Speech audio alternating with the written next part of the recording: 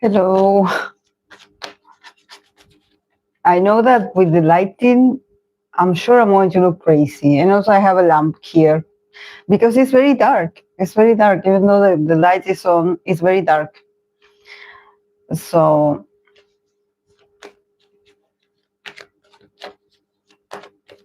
I don't know. I hope this works. Thank you. Thank you again, Chachalina. Let's go back. Yeah. Thank you so much. Yeah, I don't know. I feel a bit funny because I have the lamp. It's like hitting here in my eye, but probably my eyes are going to get a bit watery. But yeah, I didn't know how to, because this corner is no longer like my living room. Remember when I used to record here that I had like a bookshelf behind me? Remember? Well, now it's not like this anymore. Now it's a different room. So it's mostly like, yeah, there's decorations, but it's more empty. It's emptier than before. So yeah, I didn't know. And also I have this tiny table that in order for me to open this table, I did scratch myself in my here. It is swollen and it hurts. I hurt myself twice try to open it. Um, so yeah, now I'm a bit sore. Yeah, but I'm trying my best to work with what I have. But what I cannot work with is bad internet, definitely. And I don't even want to. I cannot say it's bad internet. I cannot say it's bad internet. I cannot say it because the internet is working. The Wi-Fi is connected. So I don't know. I don't know. So my hair is a bit crazy because it's so hot outside. Now I'm with the AC on, so you know. Um, but yeah, I came running, and also I tried to set up um the the new live stream. That, by the way, there's no filter, so probably a lot of people are going to comment, guys. I because I cannot. I have to log in the computer to set it up with restrictions. So have patience, please. Let's be patient. And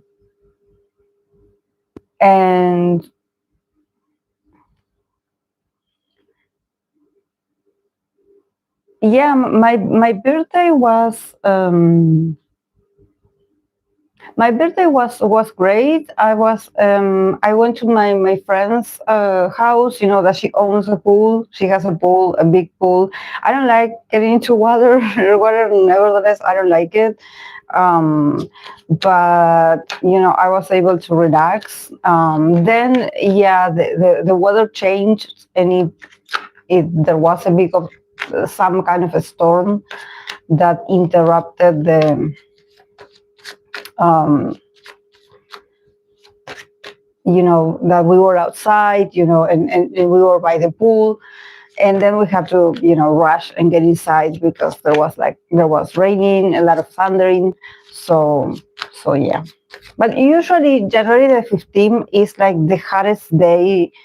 Nowadays I wouldn't call it like the hottest day of the season because it used to be, but now I think that we are getting like higher and higher temperatures. Even in December, we did have like a record in high temperatures. So I think that I cannot say like it is the hottest day of the year in here usually, but I know that I suffer it the most. Like every time I will have, I will have to work that day, or I will have people come over to my place, and I will have to arrange everything. I will always be like struggling with feeling suffocated, not being able to breathe, feeling like sweaty, like oh I hate it. I hate summer. I don't like it. It's not my favorite season. I feel sick. I don't feel okay. I don't feel comfortable. Whatever I wear, I feel like, oh, I feel it's like there is a weird sensation. I don't like it.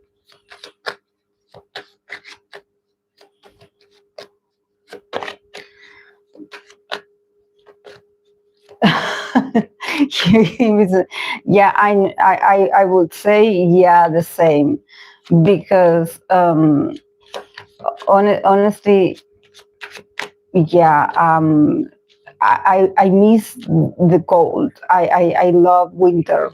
I'm a winter person. I love winter. Um, but yes.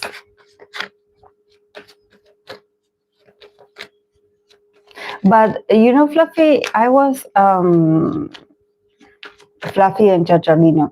I don't know if you guys, because with with Fluffy we were talking like on Discord on the astrology part. We were reviewing this dancer Bata, his birth chart. We were talking about his placements. He has been having like very iconic, sexy dances, specifically him with Jenny. So we were like, okay, are they compatible? And also his real name is very similar to someone that we know.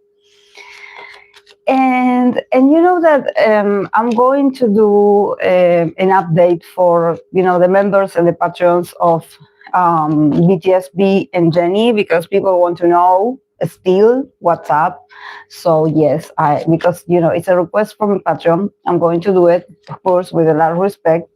Um, and I don't know why, a few hours ago, I was like, oh, the dispatch couple, at least on January the 1st, nothing happened. But who knows? Who knows how dispatch works, or if what they're working on? We don't know. So I was rewatching my recent reading that I did about, who is going to be the dispatch couple reveal. And I was rewatching it, and I was like, there was a King of Swords. So I don't know if you guys remember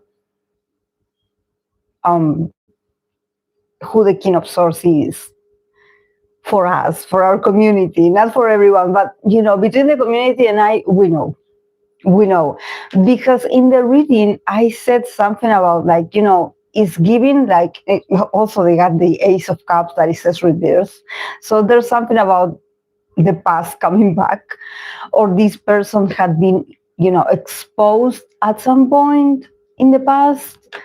And I was like, is this King of Swords the one that we think, the one that we know? Is it coming back? The rumors, is it coming back? Later we will see with the reading that I'm going to do, but I'm like, could it be that it's him?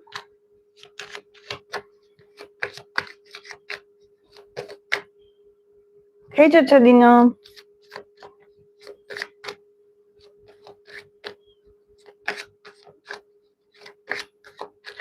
I thought there was a rumor of B2B member and a known celebrity. Oh, I didn't know that. I didn't know that.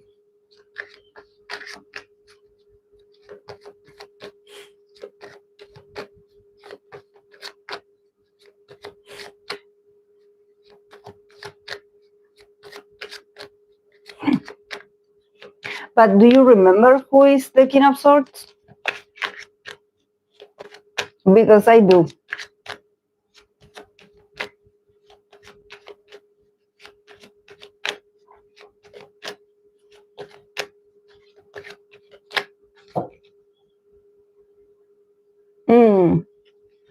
Dispatch can be, bought off by very big agencies. Yes, but there's something about,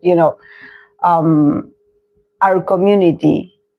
That when I was rewatching it, I was like, the King of Swords.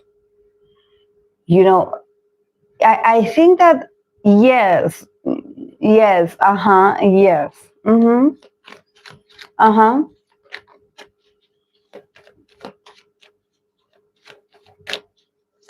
Mm-hmm. Yes.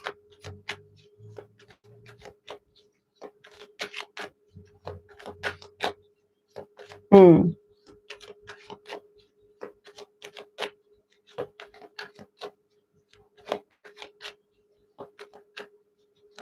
Yes, it is the same. So I was like, could it be? Because, now that we think about big companies, that if the situation with the certain company is not like they are doing great. So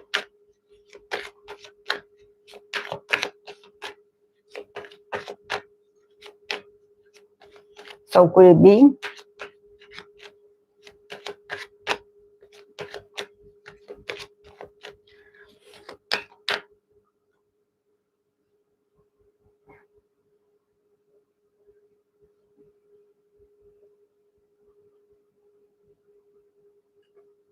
Don't move, guys.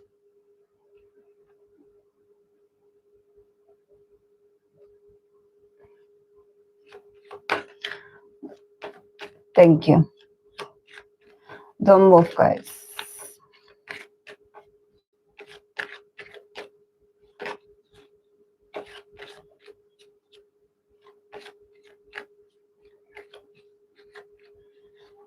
No, it's just that I wanted to reconnect with the deja vu, with the feeling that we had about that. I wanted to know if you remember the King of Swords, because that's how it's not about the name. It's like when I saw the King of Swords in the reading, I was like, oh,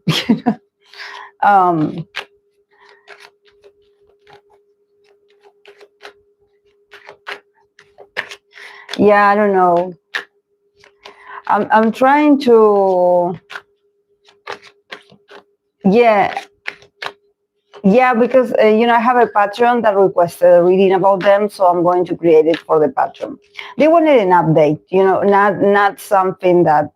But I wasn't thinking actually about them like a possibility, because I read for them and there wasn't, at least from what I've seen, there was a lot of like immaturity, but sometimes in people change, so in immaturity, maybe there's certain experiences that are teaching the people involved something, and they are seeing things differently, they are seeing themselves differently.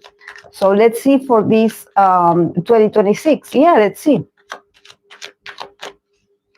But because when I did the reading for the dispatch that I did it a couple of weeks ago, I just did it, and I only remember that I got a strong deja vu. Like, this is a person that went through these rumors, or people talking about, oh, he might be dating this and this, but I had never thought about the young, actually, because the King of Swords is not someone that I associate with him and his energy. But that time that I had that reading before, that video happened, we have that moment in common in the community. That's why I was bringing out, like, do you remember the King of Swords? Could this be the same King of Swords? Hey, yeah. Guys, feel free to block, even if you see people typing in Spanish. There was someone in here that they say that they know me, that they are my aunt, but how can my aunt have that username? Like, I don't know. If it was my niece, I would be like, well, maybe they could, get on my live stream. But an aunt, I don't I don't know. So yeah, be free to, if you see some unfamiliar, or spamming, feel free. If you want, if you have the chance, you block it, guys. Yeah, I think let's see how it goes. I don't know. I have to read for these two that it was requested. Let's see. Maybe in that reading we get a different vibe, that they are still, But if I see it, I'm going to say it, and I'm going to say it like it is. But I don't know. I think that maybe because Blackpink members are so busy and in their careers, they are really doing well. They are really doing well, and they also are going to come back as a group. So I can see why sometimes relationships, love, we think that, yeah, oh, it must it must be easy for them because they are rich and successful. But maybe their lifestyle and what they have in their minds, their goals, their responsibilities, is not the best mood for love. Even if you personally crave that love and you want it to happen and you want to have that experience, I think that it must be challenging, especially being an idol, even though they are like, just like BTS members, they are bigger than an idol. But, the criticism, anyways, they don't escape that. Less update you did for them wasn't that promising, right? No, it wasn't. No. I actually got, very irritated, like, someone that was very irritated, very childish, very much like, yeah, I send you a message and then I block you and then I send you a hint, or I talk to someone and very childish, very high school, very high school. Probably there's a lot of people in the middle as well that sort of deliver certain messages, like, oh, I know this, or I heard this. And maybe they have friends in common, and the friends also, participate in the delivery of certain messages, or, hidden messages. I don't know, but I think that it was all very much like just talking. I'm like, I don't know, maybe because I am, someone from another culture. For me, it's like, yeah, we can have great conversations, but I need to see you in person, or I need to spend time with you in order to catch feelings, or to feel like something is alive between us. I need to have you in front of me. But yeah, maybe for them, texting and just, posting things online, or content in general, pictures and memories, and it's all very like communicational, a lot of devices, technology. Maybe that's flirting for them. For me, I don't know, I would feel it like, I'm tired of talking on the phone. Like, can we meet? Like, can we make this happen? um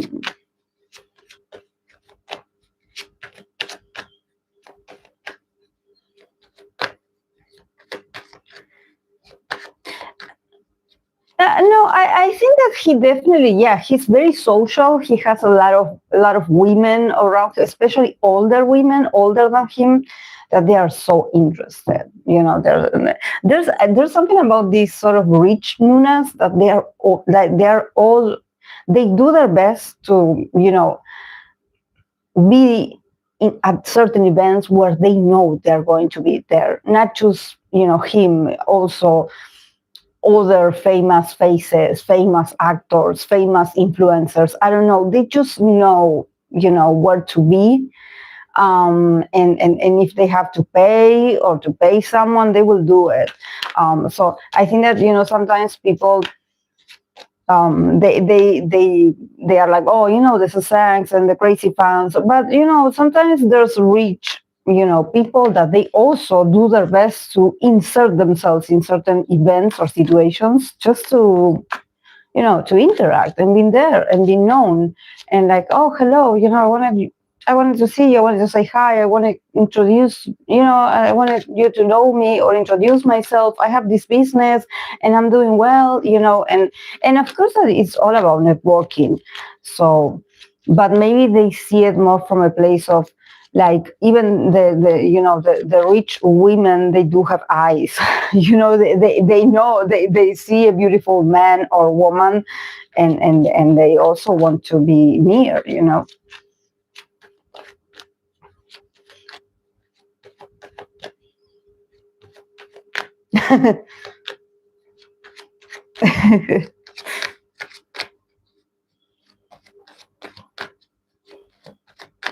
Thank you.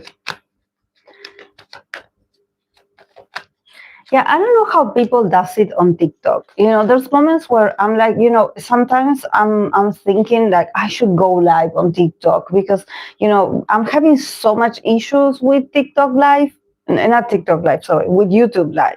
Now, thank God, so far we don't have it.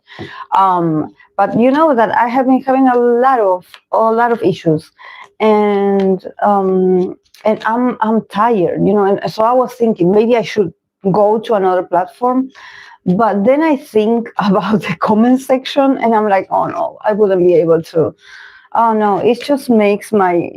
And also because, for me, this is not just me, just talking to people and just reading and ignoring if I want to ignore or if I want to laugh at someone's comment. And I'm like, well, whatever, I have to be I have to be connected with what I'm doing. I have to be, at peace. I have to be relaxed. I have to be present. I have to be in a good mood, very regulated to do the readings, to do the readings correctly, and to give you guys the response, in a very, harmonious kind of way.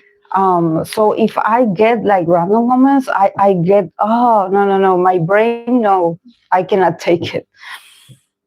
It's just that, there's an option for me to put the comment section for the members only. But if I put it for the members only, some of you are not members, and I don't want you to be neither. And like I appreciate the people that support me, but I don't want it to be like a must for others. But and I don't have much members. I think that I have Yashoda, I have some people, and I also have Hope. But so there will be no one talking in the comment section. Yeah, but the beautiful man doesn't. But the beautiful man doesn't have to be so weak if he's already in a relationship. Ah, yes. Mm-hmm. Mm. Oh. Yeah, everyone is waiting for the fandom cleanse. Like people are so eager to see the cleanse, the cleansing, so they can get more tickets. Yes, everyone is like, it's about time. It's about time.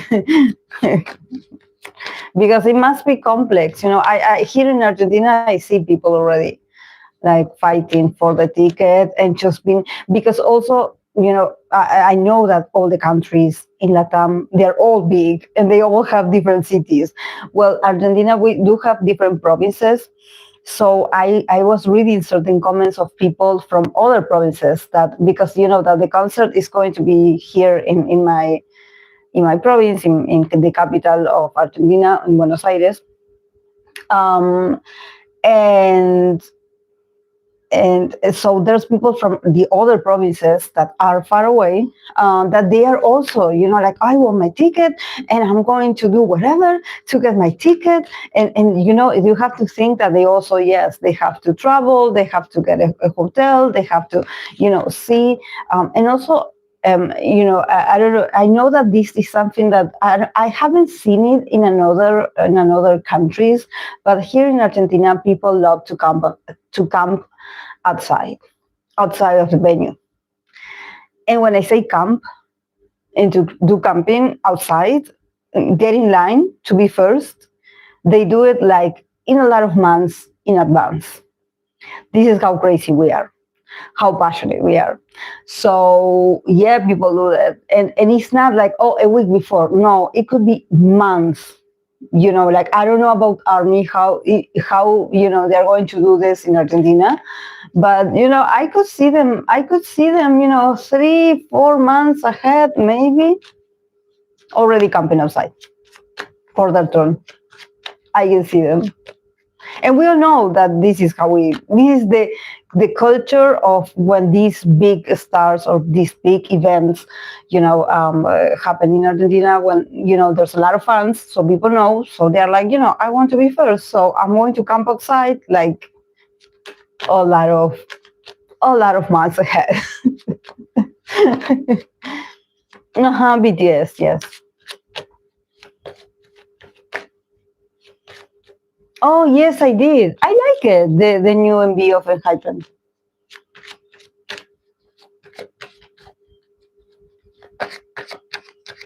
I don't have it in my list. Wait, now that you say Enhypen, I have to get them. The one that I cannot get out of my head is the song of the new J Park group. Longshot? Is it the name? Is it Longshot? Well, I cannot get out of my head. Is it Moonlight or Moonshine? I'm crazy for the song and I don't even remember how it's called. I think it's Moonlight or Moonwalk. But I'm so in love with. There's this guy. I believe that he's from France. His name is Louis, and his name is so sweet. Like, oh my, so R&B. Oh, so old pop. So almost like Justin Bieber, kind of like. But yes, that one, Yashoda. The band with the idol called Louis. Mm-hmm. Oh, I didn't like that new Enhypen because no, you're not the only one. I read comments. I read people that they said that they didn't like it. And that the song also is not. Usually they have really good songs, but maybe there's something about that song. I just watched a small clip on TikTok. I didn't see the whole. I should.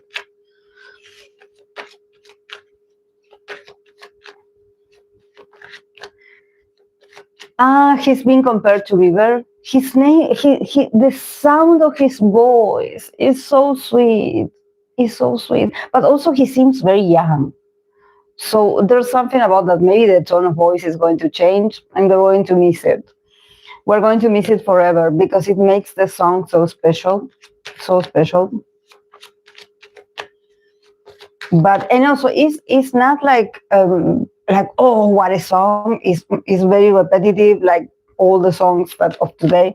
But I love the vibe. I was like, oh my god, what is this? Long shot.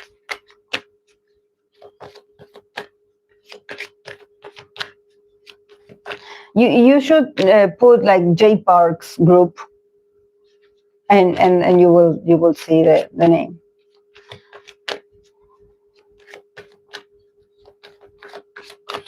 And what is it?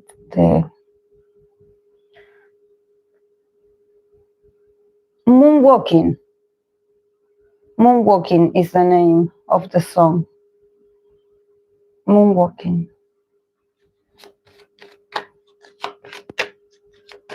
Yes. I love it. It's beautiful.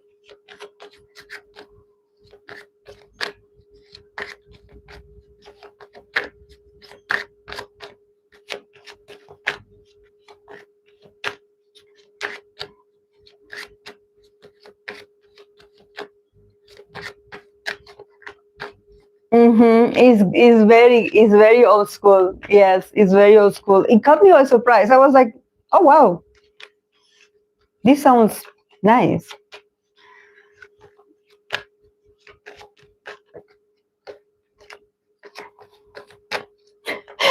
It's called Moonwalking, and I was like, oh, it's moonshine, moonlight. Nothing.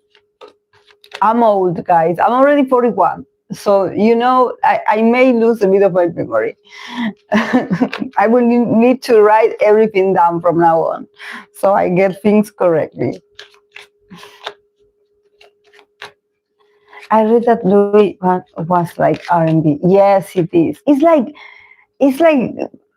It's so sweet that you're like, oh, it's so sweet. And also, I haven't heard the tone of voice in any idol. So I was like, oh, wow, who is this? Yeah, I should. Of course, yes, I should. Yeah.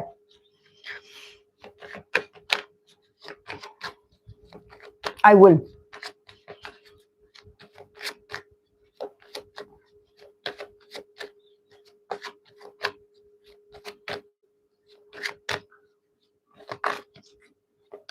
No, no.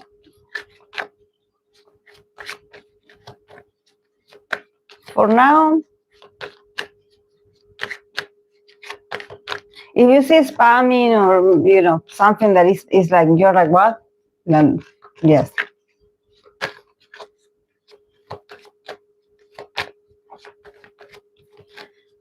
It reminds me a bit of NCT. Yes, I know. Yeah, I know. I think that's why I got a bit like, this is something that I like. I didn't know how to describe it, but I was like, this is something that I heard before. Somehow I miss a style that I miss, but I seen it. Besides everyone talking about Justin Bieber, I'm talking about the vibe, the group vibe, and it reminds me of NCT at the beginning. NCT at the beginning. And now a lot of things have happened. A lot of things have happened. Oh my, I don't know what is going to be of NCT. I guess we will have to rely on NCT Wish and NCT Dream.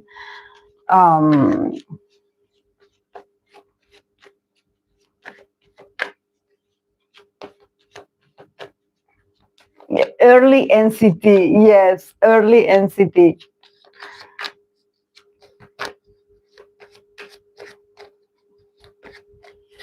It reminds me a bit of what was it? Not the debut. Yeah, the debut song of NCT 127.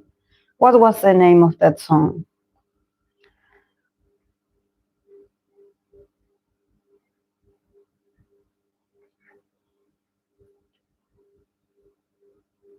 It wasn't Fire Track. It wasn't. It was the other one.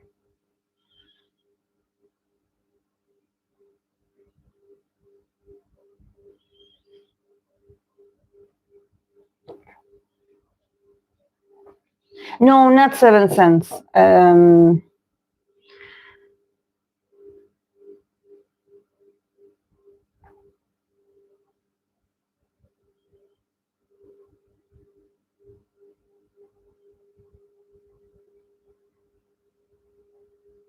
Oh my, I cannot think of that song. But it's no, not Superhuman. Wait.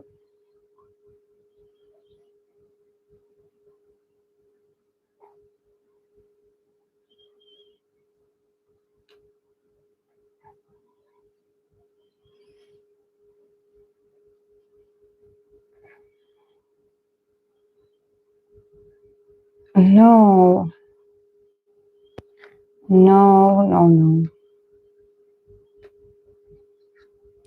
No, not Limitless, Limitless, Limitless.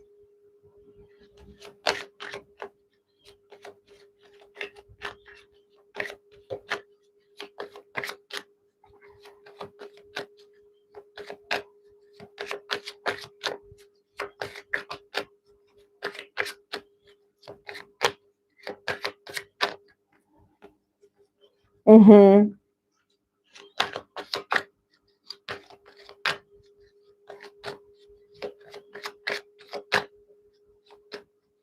Yeah, yeah. Even I wasn't a fan back then. I wasn't a fan back then.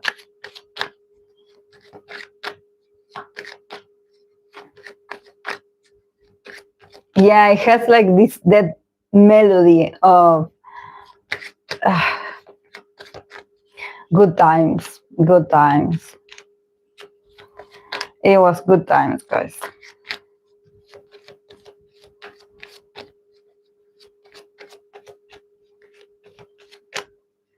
The looks. The other day I was watching the MV. Oh my God, Mark's hair, the pink kind of afro that they gave him, Utah's afro as well. But those were good days because my bias used to get a lot of lines at the beginning of NCT 127. So they had a lot of faith in his voice.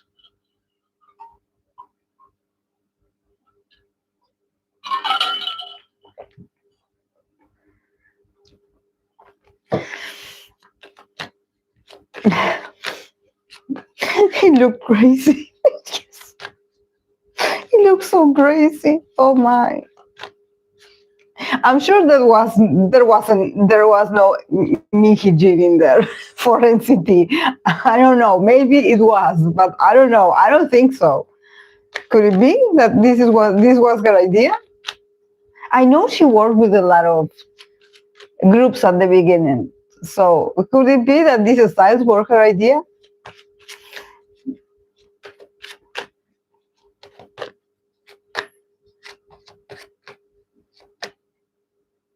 But that's when K-pop isn't afraid to be a bit silly, and it's yes, and it at its best. Yes, yeah, and also like I watched the other day an interview of they were interviewing random people, but there was someone that was saying like how they miss when you know K-pop songs they used to have a lot of Korean in their lyrics, and usually the parts, the lyrics didn't make any sense, or the English part didn't make any sense, or if you translated the Korean part, also it was very cheesy, or it was weird, or maybe the grammar wasn't okay, but it was K-pop. It was K-pop, and and I think that it's great to have certain like parts in English, but when everything is in English, it's like. See, I think that they're using it too much. Like Ring Ding Dong. It's a masterpiece, yes, and the lyrics are deep. Mm-hmm. The looks, because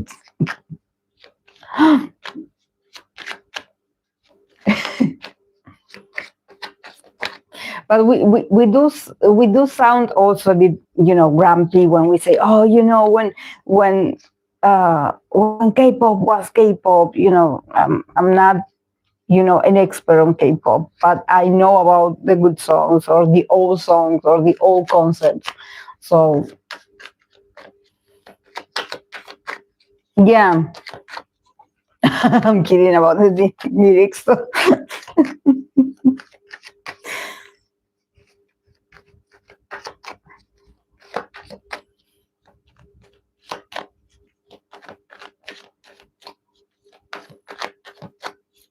But I feel that everything, for me, actually, there's something that I noticed that also it bores me too. Like it's very annoying, even like how I usually there's a lot of talking about people using like therapy talk or therapy terms to refer to something.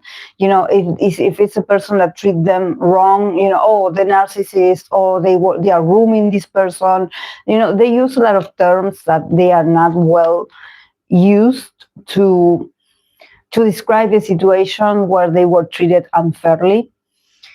And all of a sudden now everyone is a narcissist. Now everyone is like a manipulator. Everyone is gaslighting you. When someone doesn't agree or take your point of view, oh, you're gaslighting me. No, probably it's that the person doesn't want to hear what you have to say and they don't agree. It's not gaslighting. But I think that this is something, maybe it's TikTok. For me, it's like TikTok that is sort of like ruining our brains, I would say, because I see certain sometimes I'm like, why is there so many people talking, like so many people giving their opinions, and me that I consume different content creators of different parts of the world, because since I know other languages, I'm curious about what is going on outside of my continent, outside of my place of origin. But I do get TikToks in Spanish, TikToks from Argentinian creators, and I look at them and I'm like, now everyone is an expert, and I'm so done with the storytelling. Like, oh, let me tell you, I dated this guy and this was the best, the worst date ever. Oh, this is, oh, astrology on TikTok is so superficial and it's so copy paste. Like, I'm tired of seeing TikToks of people talking about Scorpio moon and be like, oh, this is like the scariest moon to have ever. You know, a Scorpio moon, they suffer and they are so complex and they this and and I'm like, oh my God, not you again. And it's so generic. It's so generic, but they don't stop making those content, and people do watch it, and people do look for it. So I remember when studying astrology, reading about astrology, actually there was not much available in the libraries or in the bookstores. There wasn't much. Sometimes maybe they were a bit expensive to get. They were magazines, but the magazines also were so limited when it comes to information. You would only get the horoscope and the basic characteristics. You wouldn't get nothing about like birth charts. I think that I found out what a birth chart was when I was in my 18th, when I was 18 years old. 18 in 18, when I had 18, I was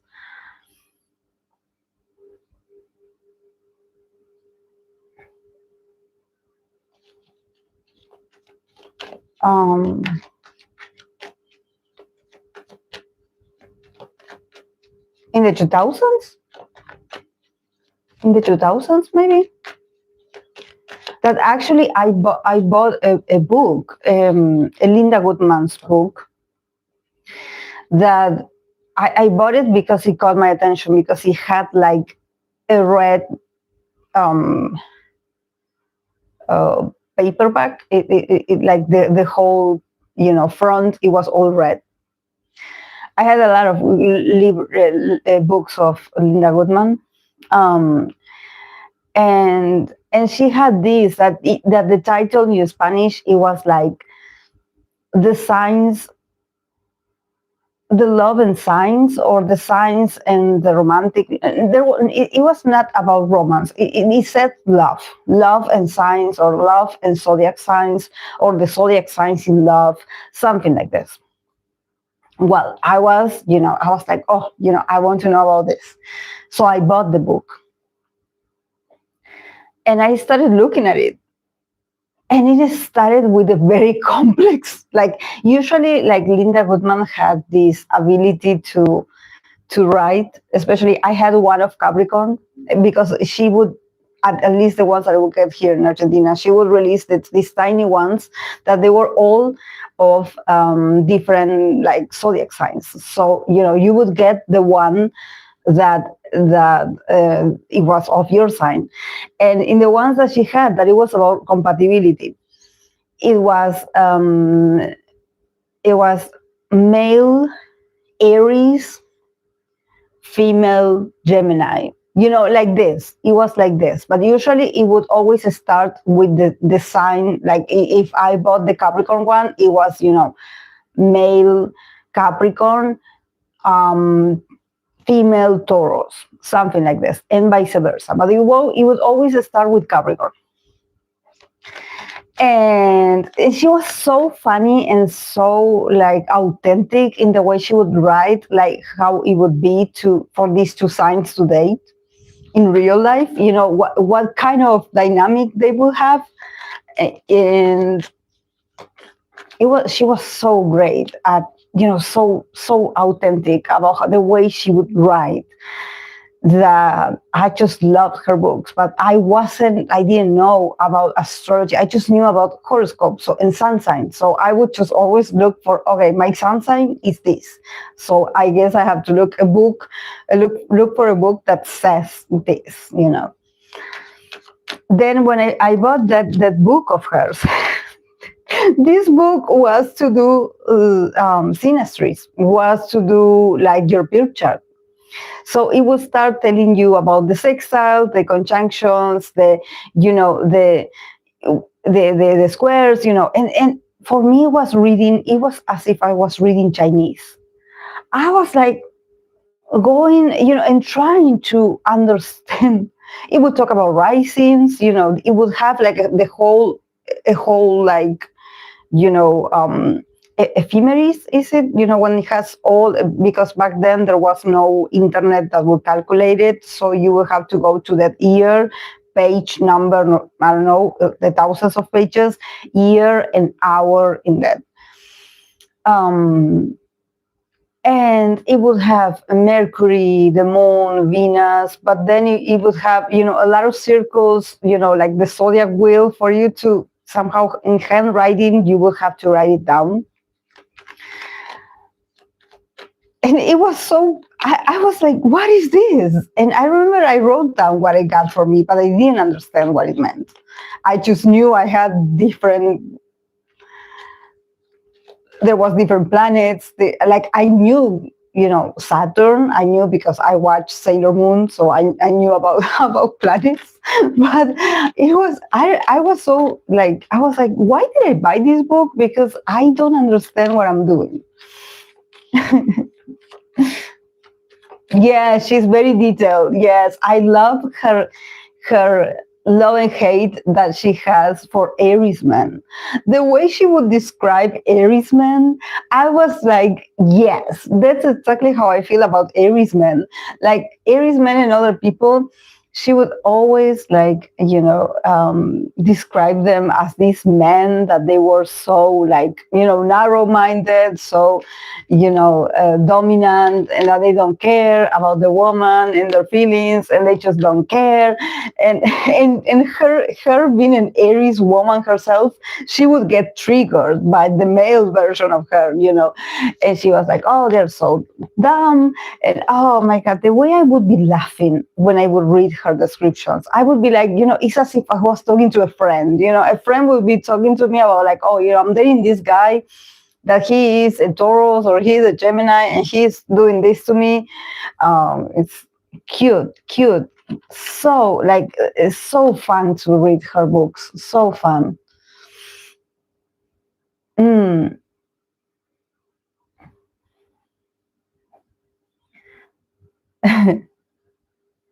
Yes.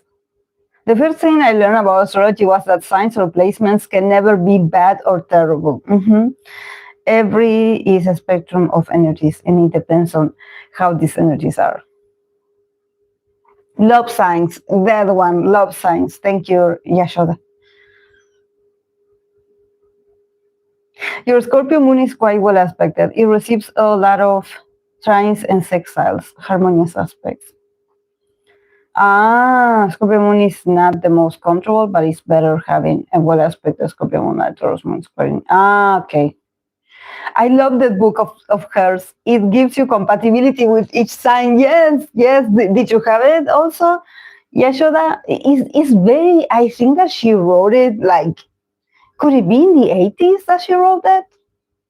Because it was like, she would describe certain like couples that she knew, that she studied, and it was very like, something that would happen in the beginning of the 80s, something like this. Yes, her description was so accurate about each male and female sign. It's just that the way she would like tell you, like there's something. This is why I me as a and I had a friend that she was a Pisces, and she would have the Pisces one. So I would also be like, can you can I borrow this book for you? Because the way she would tell you the different the different dynamics, it was so, um it felt intimate. It felt as if you were at this couple, these two signs on a first date, or there were times where she would refer at, oh, I this married couple, these friends of mine, they are married, they have children, and this is the dynamic. They argue in the kitchen, for example. And you're like, wow, how you're so interesting, because I remember, I read, because back then I was getting to know a Taurus guy. Like, usually my first boyfriends or interested were Taurus men. So she would describe, a first date, between, a Capricorn woman and a Taurus man.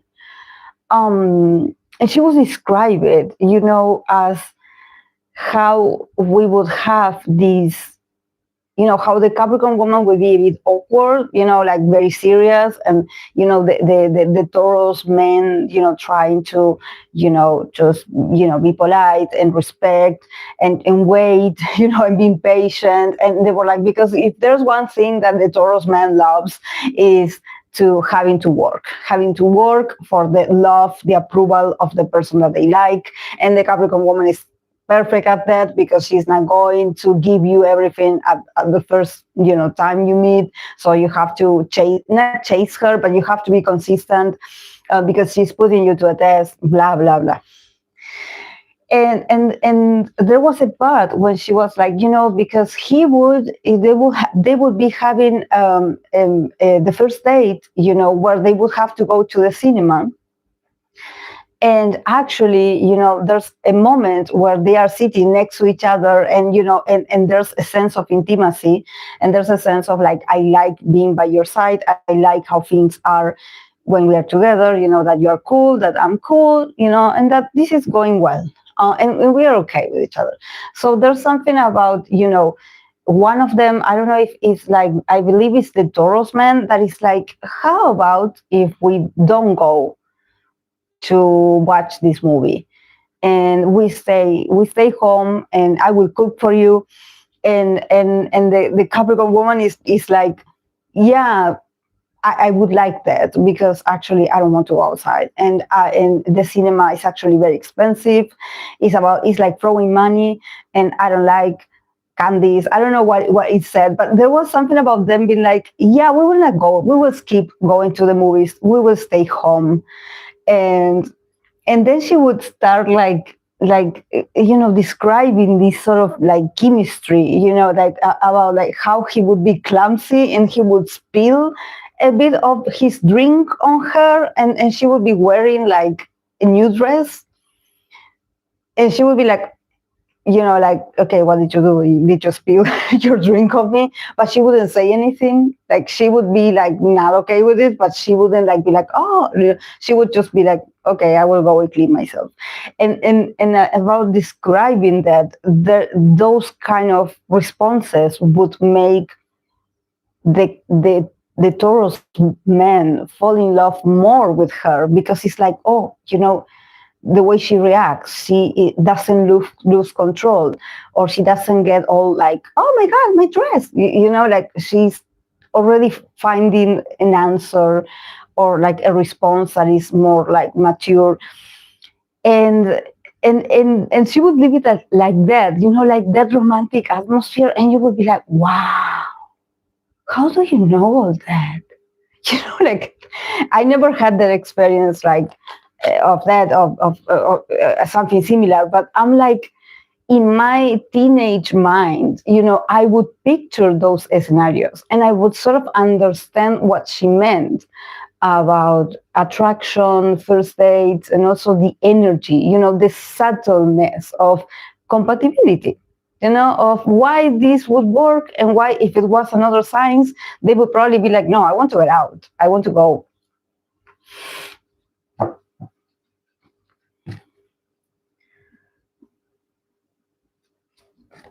Yes, I read, way back in 1840. It's frustrating seeing all the simplistic take on astrology. As someone who is passionate about it, I'm annoyed seeing biased takes in discrete astrology. Now I want to read it too. I will show you then a cover. I will run home and read about every guy I met and check out the compatibility. And if it didn't match, I wouldn't look at the guy. I wouldn't. Yeah, it was like, like, oh, I'm seeing someone of this sign. Let's see, and actually it would be very accurate, very accurate. Yes. She's called the mother of pop astrology in astrology circle, but she popularized astrology. So you can't be mad at her. That's accurate. The Taurus Cap dynamic. Yeah, all about them not wanting to go outside because it's expensive. And like, we don't want to waste money. And then I had, and then when I was dating my first Virgo boyfriend, that we got into a very very childish, but I was childish, I must say, because I was younger.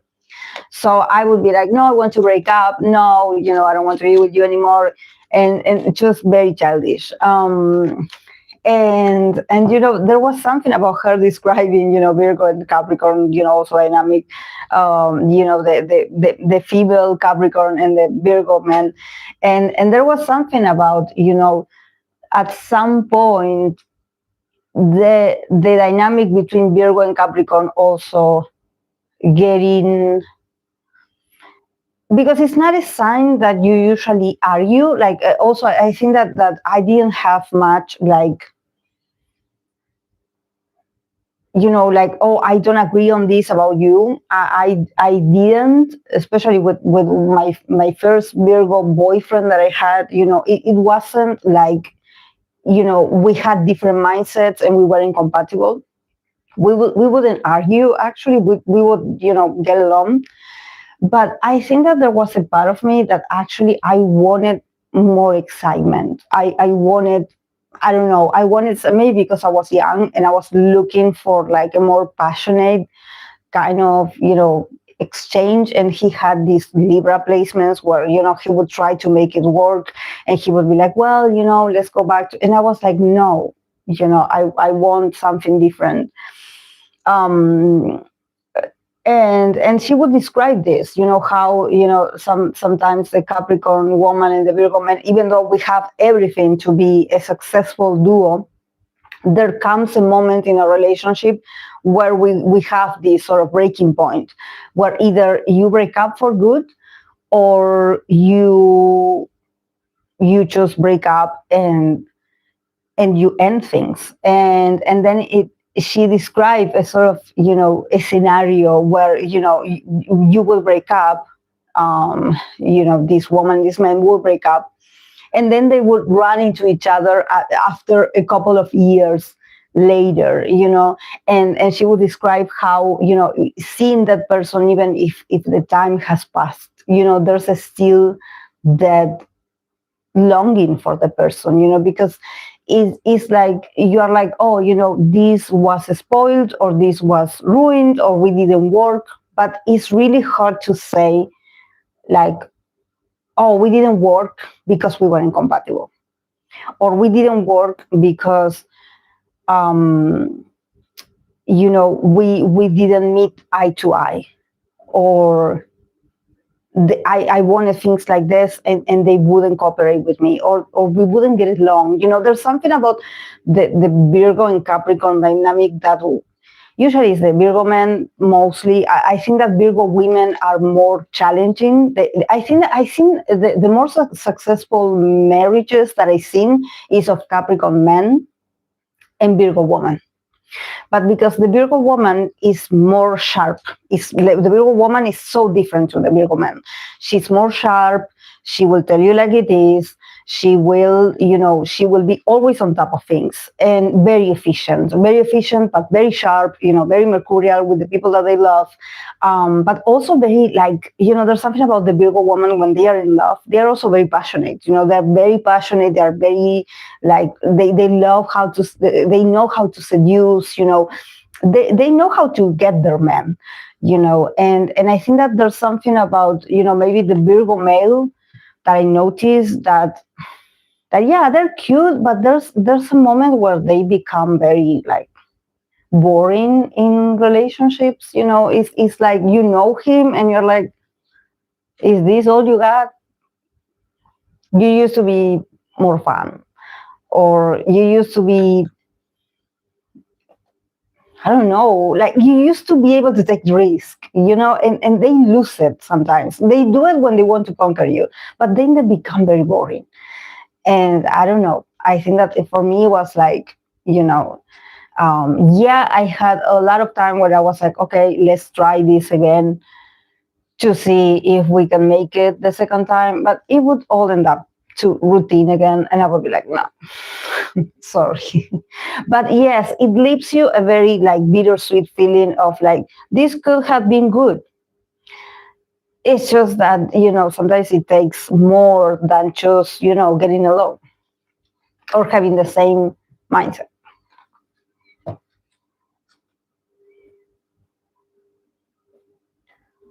Mm.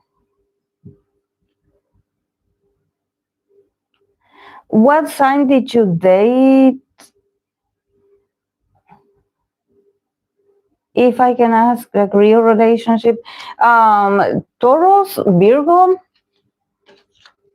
yeah, Sagittarius, but Sagittarius, I never like. Actually, I left them before. They wanted a relationship with me, but I wasn't interested. I don't know. I would see them more like friends. Like I would have fun with them, but I wouldn't see them like date.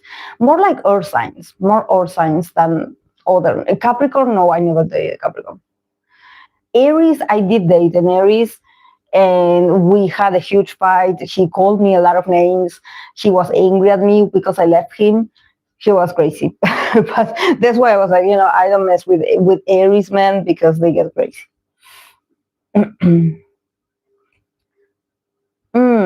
I think that it really depends on other stuff in the chart, whether the person is argumentative or not, or excitement as well. Like the moon, Mars, Venus, especially aspect. Yes. You have Venus Uranus square, for example, so this is a major aspect for your relationship in a Capricorn. Yes. I need to buy that book again. Yeah, it's Venus that describes how you love, how you attract, and not the sun, not even the moon.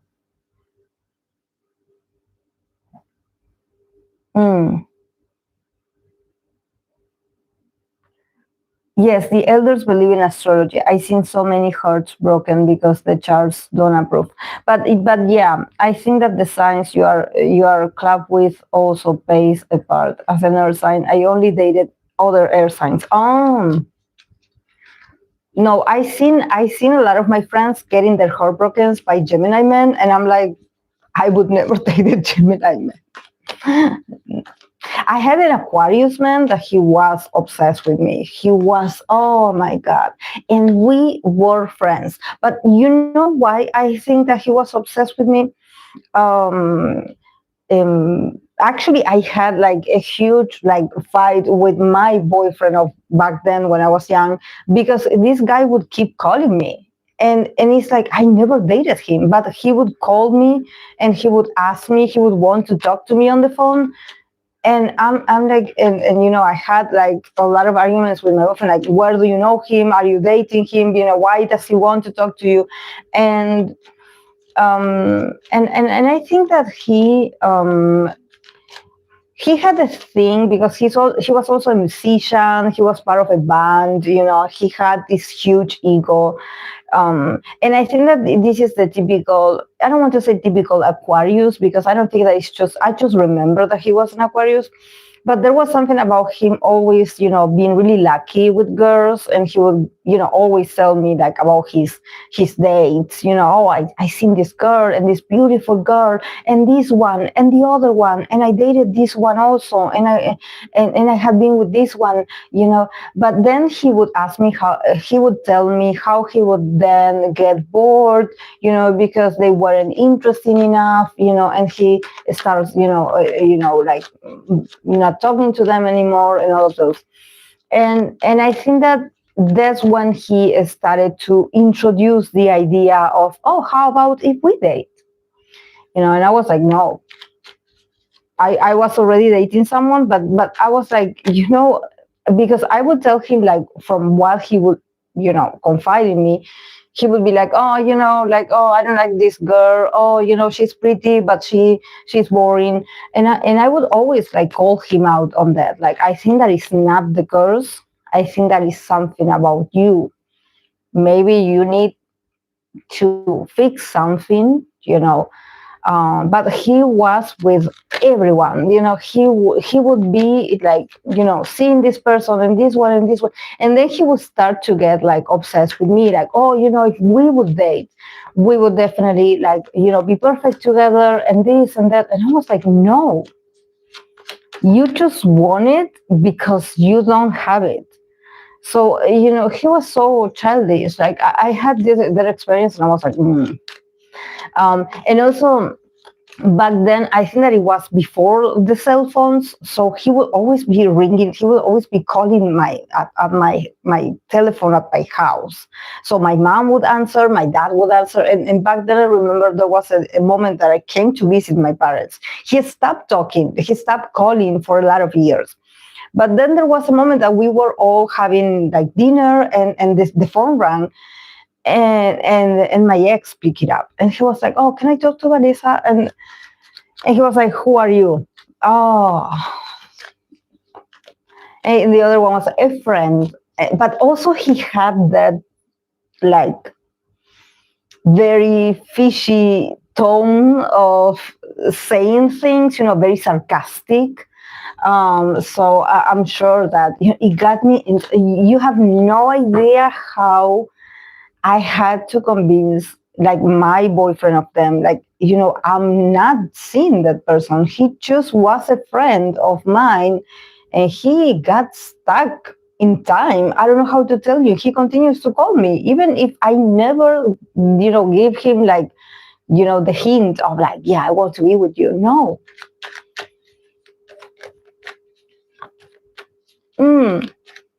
It's weird how this guy thought he would score this goal. Yeah, and I think that one of the things that they also don't understand is that when you say no, it's no. Well, at least like he would always like laugh, be very sarcastic, and he would be like, oh, no one tells me no. Or like, oh, I'm going to convince you. One day you're going to say yes. Always being playful with the possibilities. And I would be like, no. Like, for me, it's, I'm very like, sometimes I also get a bit, nervous when people are like, oh, but you should, give it a chance. Like, don't jump into conclusions. But I just know when I like someone, and I know when I'm like, I think I'm going to give this person a chance. And I know when I'm not going to give that person a chance, and it's never going to happen. I can be like, that's why after that, I was like, I was refusing for a while to become like close in friendships with men after that happened to me, because I was like, reflecting, like, what if a lot of men actually think about that? Like, oh, you see them as friends because you're like, we are friends, but, internally they're always thinking about like, oh, one day I'm going to be with her. And I remember I stopped, having male friends for a very long time because it caused me problems in my relationship. I remember my ex back then, he was going crazy, like he was jealous. But I think that the way the conversation that they had on the phone and the way the other guy would talk to him, it triggered something. Like he was trying to act, mysterious and funny, like sort of implying that, oh yeah, we are friends, we are old friends, and like we have history. And no, and it took me a while to actually like convince him, like, this is a guy that he was my friend, yes, but nothing happened ever. And also a friend from a long time before I met my partner. Mm, yes. Mm-hmm. Yeah, I guess, yes. The horror, yeah, I think that that's for me. I felt so like things were getting out of control. I actually felt very uncomfortable. I never had a situation like this before. And also, when you don't talk to someone for a very long time after years, and you're like, I don't even remember that person. Yeah, we were acquaintances, we were friends, but when you're like, I don't think about you, like I don't even remember you. And he would call my house, and oh my.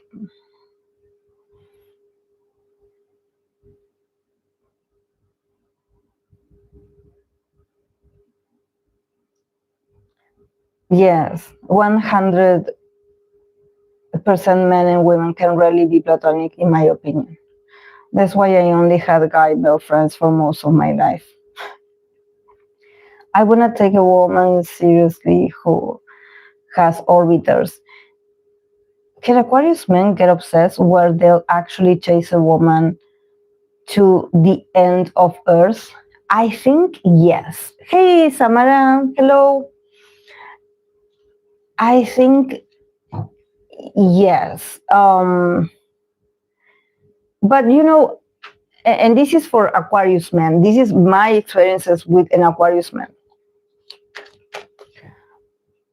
Um, I think that first of all, because we used to have a lot of conversations, and remember that back then we we didn't have cell phones, nor nor chats, nor anything. So it was all with the phone. I remember we used to meet when I was a teenager. He was a teenager. We used to meet at the mall. So I knew him in person. I knew him in person. We would hang out. He was part of a band. He was like the lead singer, and he wanted to be famous. In his mind, he was like, one day I'm going to be famous. And he would be, like that kind of emo guy, dressed all in black and all depressive and all like breaking the rules. And he was the different guy, like very Aquarius, very like the guy that was against the rules and everything. He had issues with his parents. His parents wouldn't approve. He would wear makeup, some kind of makeup. He would wear dark clothes and, very dark. And he had a beautiful voice. That's one thing that I was like, he was a really good singer. And he was popular. Yes, the girls, I remember my friends and other girls that we would hang out in the same place. They were crazy for him because he had that, that like, I'm a singer, and I have my band. He was so cool, so cool. But I think that, then when we started like talking on the phone, we would talk in person, but there was always someone around, But then, he would start calling me more often. And back then, I remember I wasn't seeing someone, or I was seeing someone. I was very young. So we would be on the phone like for 3 hours, talking about life and about our experiences. And I think that there was a moment where he really opened up to me, and he really was able to maybe express or show me a side of his that he wasn't telling others, that he wasn't sharing with others. So I think that maybe was when he maybe got the wrong idea. And I think that then he started like talking to me about other girls, like, oh, I have been sleeping with this one, and this person, oh, I also been with her, and this one that has a boyfriend, oh yeah, but that doesn't matter, I also was with her, but she's not that cool, or she this, she that, and they would all end up in the same. So I think that, and I would say it, from what I've noticed, because it's not about him being lonely and not being able to get a girlfriend. It was about him, sabotaging these relationships, because the girls were crazy in love for him. But I think that he didn't want that. He didn't want the oh, I'm in love with you. He wanted maybe the detachment. He wanted the space. He wanted the separation, the independence. He wanted to be himself. So I think that maybe because we were friends, and there was something about me accepting him or seeing him as a friend and just, listening to him and being like, well, whatever you say, if this makes you happy, if this makes you unhappy, I hope that you do well. And I think that that's when he started to catch feelings. That's when he started to catch feelings and really, started to mention, not flirt, because he wouldn't flirt directly, but he would say something, like, do you imagine us being together? Do you think that we will be a great match for each other? Or if I would tell him like, oh, I had a bad date, or I met this guy, but actually it's not what I wanted.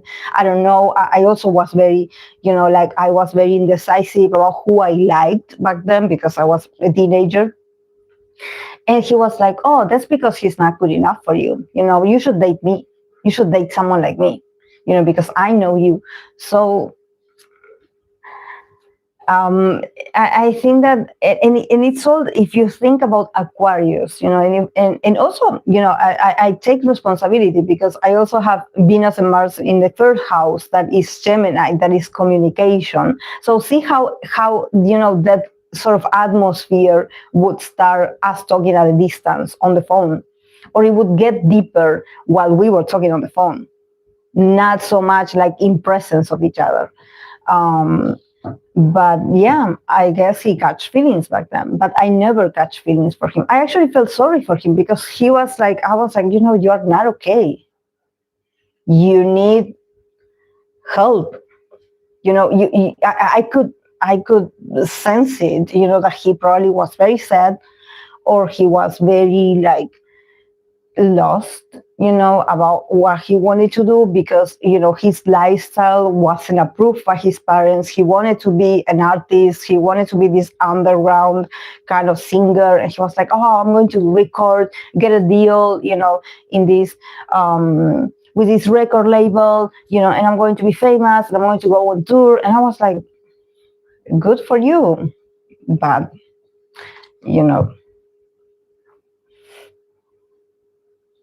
mm, mm-hmm,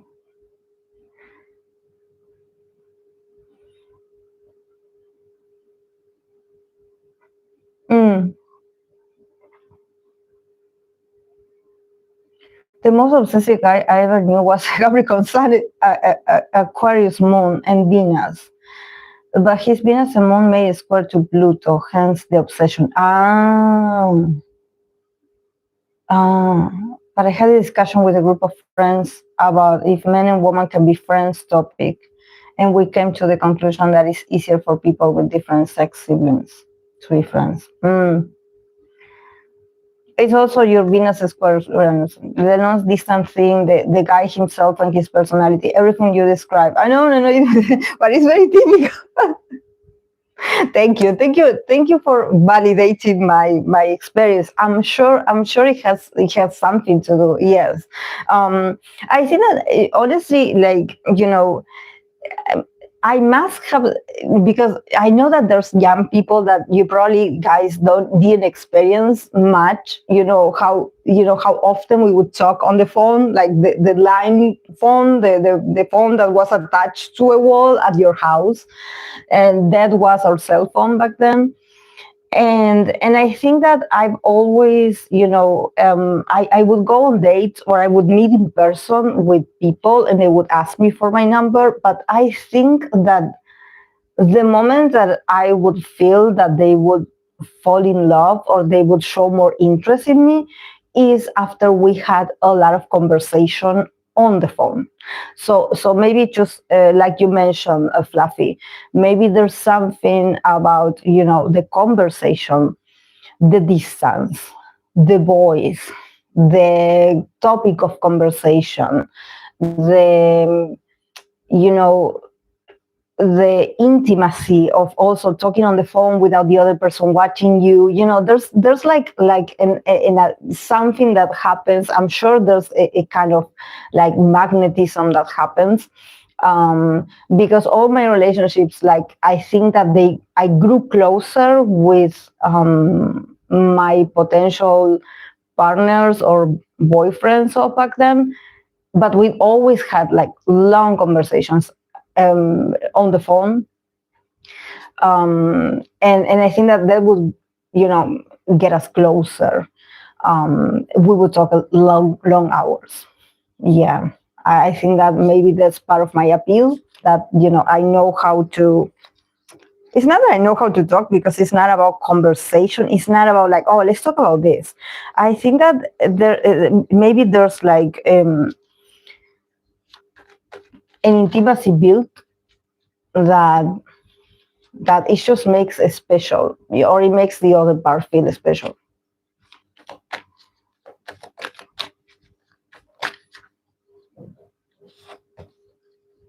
Mm.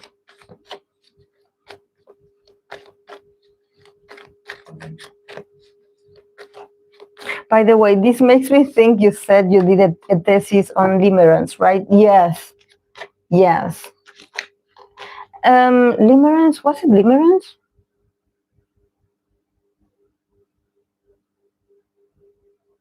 Yes, I think that I didn't, I don't remember if I included limerence, but I did include the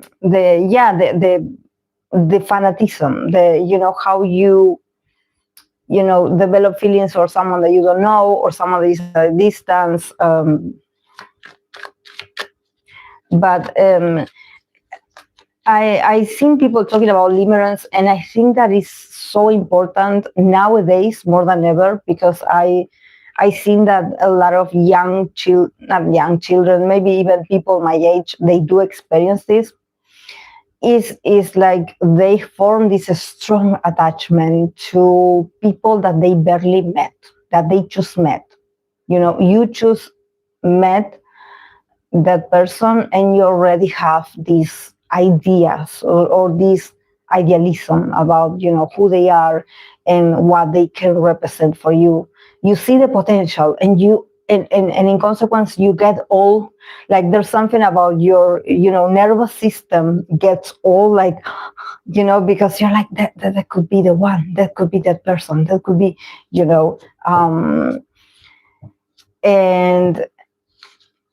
and and yeah, it's I think that it can happen also because now more than ever we are very lonely.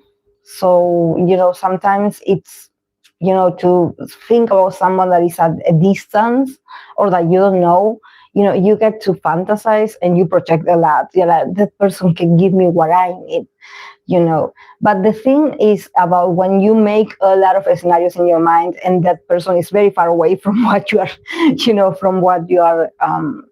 So it leads to disappointment. It leads to disappointment. So you're feeling very bad about yourself, about the other person, because I think that once you get indifference, it's really hard to let go. It's really hard. I think that is something that some people do experience, and from what they tell me, it takes a lot of years to get rid of that. Um, but it's that you are not. Then I'm going to share on YouTube a psychologist that he does like a great analysis of.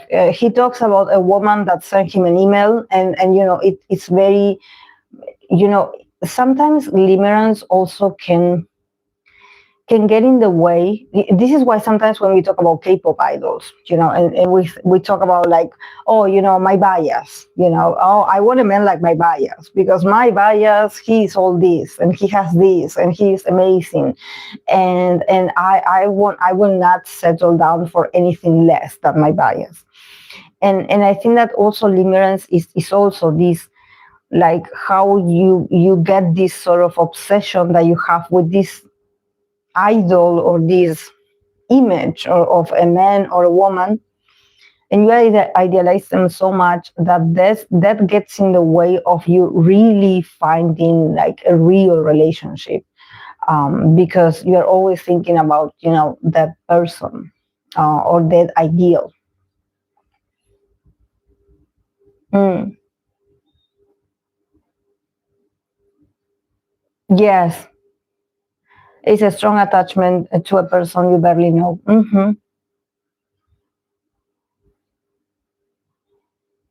I think the theme matches your Venus a lot.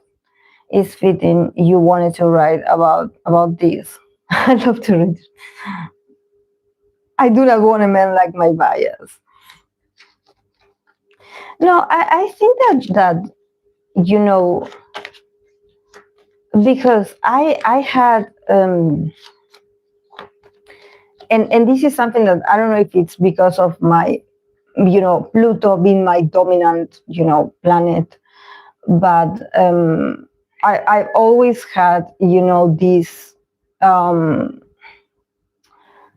um, you know I always felt like my partners had that, because being a Venus in Mars in Pisces, I've always been like, oh, maybe I sell a fantasy that doesn't exist, or maybe I don't know, I have an energy that they are like, oh my god, she is like a fairy.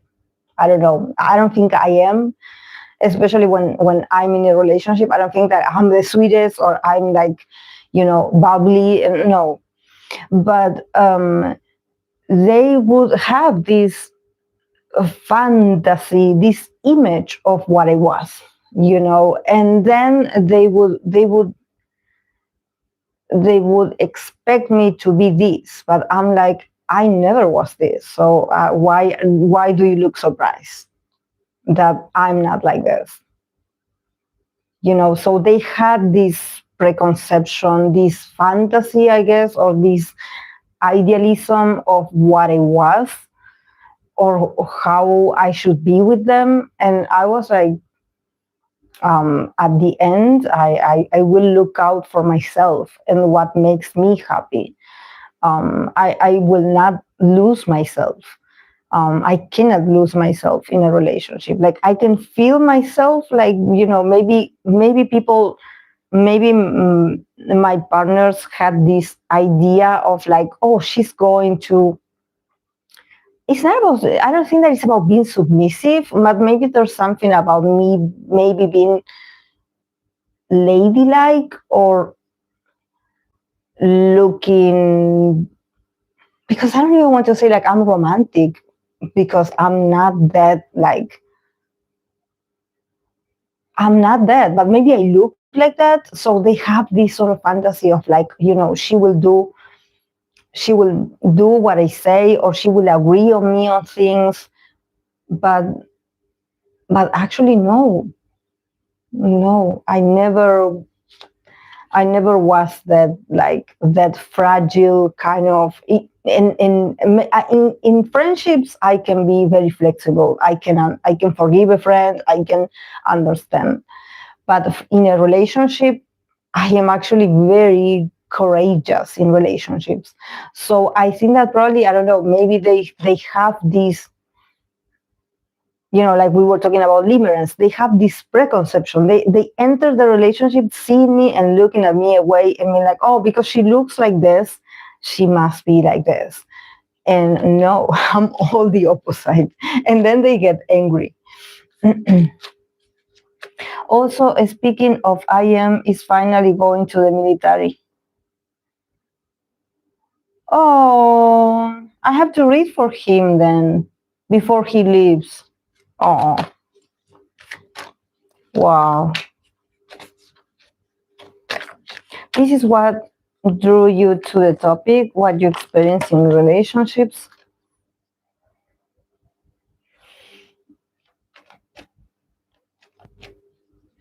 Yeah, maybe, or also like, you know, I think that also is about like listening to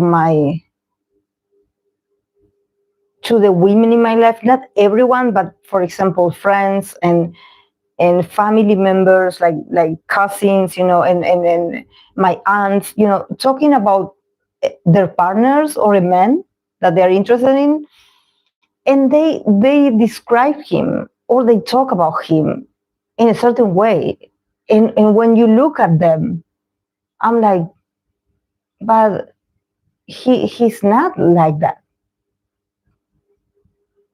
so I'm like, and I'm like, but he's not like that. And also about the ones that they are still stuck on an ex or on a person that they were never intimate with, like a crush. Like I had obsessive, um, and I'm like, maybe it's because I'm an earth sign that I always been very cautious about, like, okay, who I give my love to, or who I say I am, like, I'm going to have feelings for you. So I'm very cautious about this. So whenever I would see them, being fixated on someone that doesn't even know they exist, I'm like, what is going on? Like, do you need help? Because I didn't know it was called limerence, but I would notice that the years would go by and they would still have that fixation. So I was like, so then I guess we all have this sort of, like, view,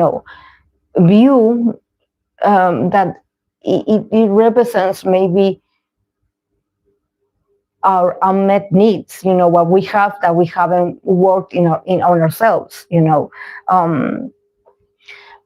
I think that, um, I only had one experience, when I was really young, and I really liked a guy, but he I don't know what happened with him, if he stood me up, or if he then I found out he had a girlfriend, or he was seeing someone else.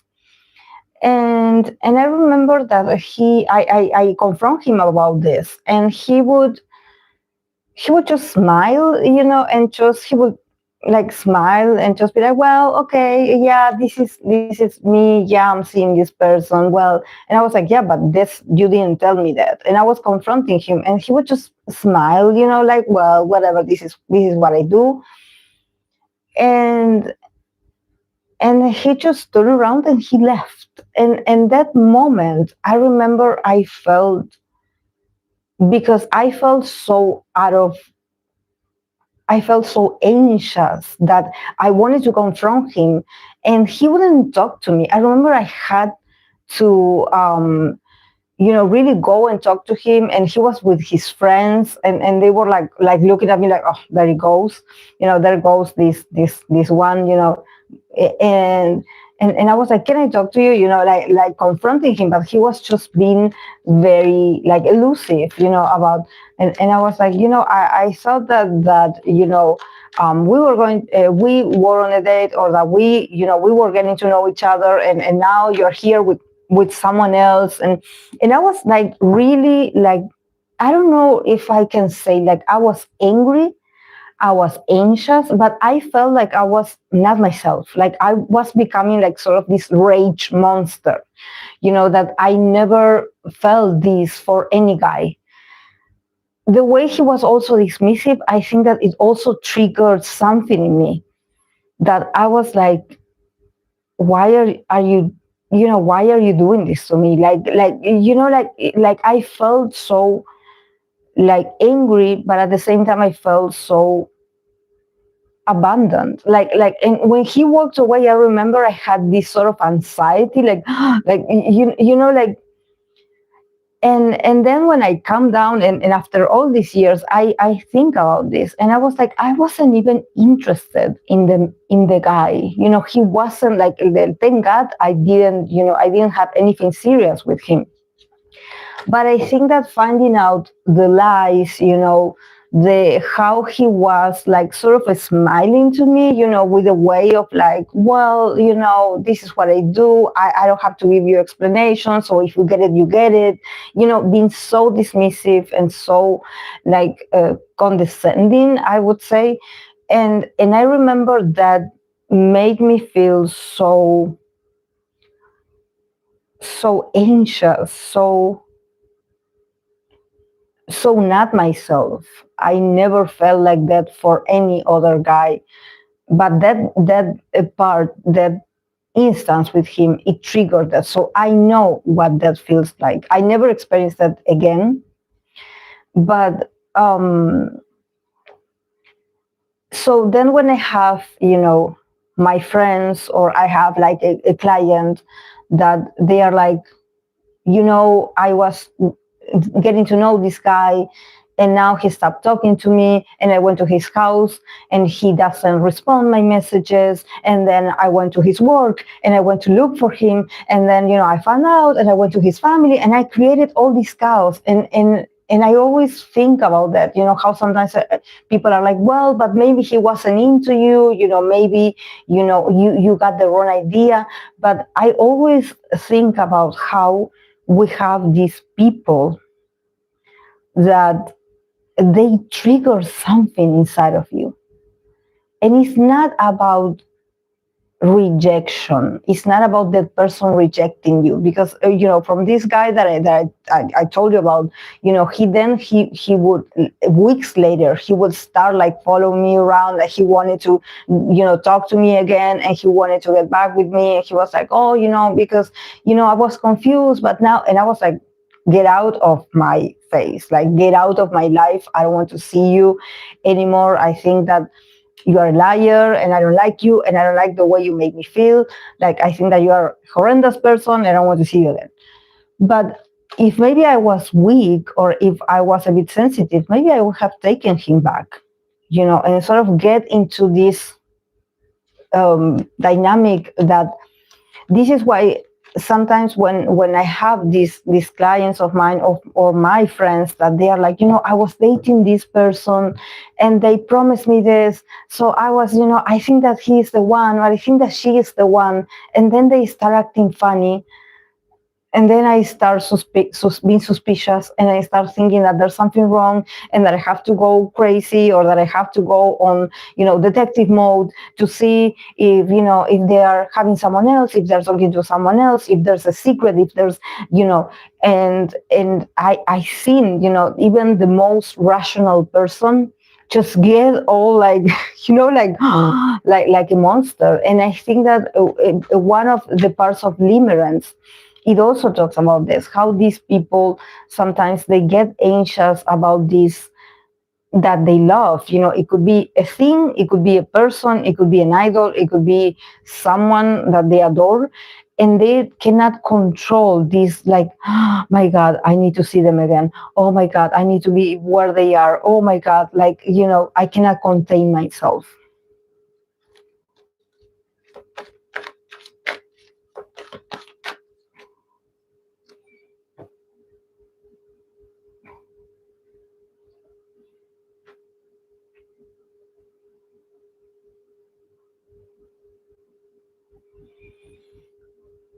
He been needing to go. Oh yeah, but I thought he wasn't going to go.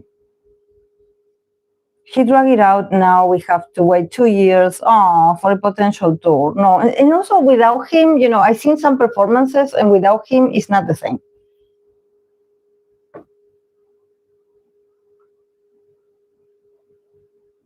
Didn't you kick him in the balls? I swear, like, I'm not a violent person, but the way he smiled at me, I wouldn't have done that because he was taller than me. He was like bigger than me, so I don't know if I would have done. But he triggered this anger in me. I was like, I hate you. Like, oh no, no.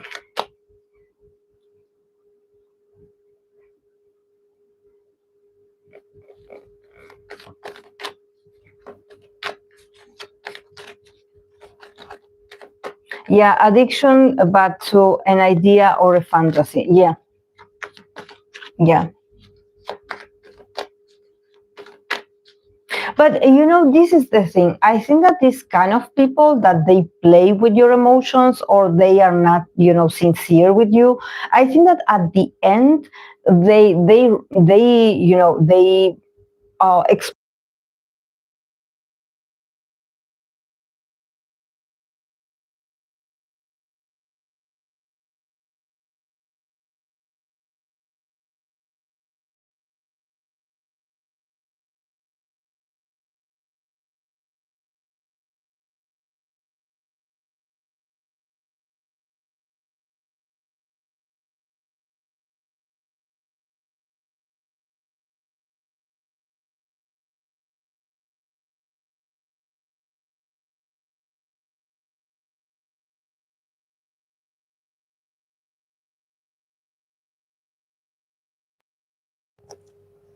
But no, no, no, no. I think that those people deserve to have someone crazy come at them because you cannot play with people's, expectations, or you have to be clear. If you don't want them or if you don't want them anymore, just don't play, don't play. I had, and this is why I'm like, maybe in my case, I've always been, very, I don't want to say rigid, but I think that I had, I had two exes that we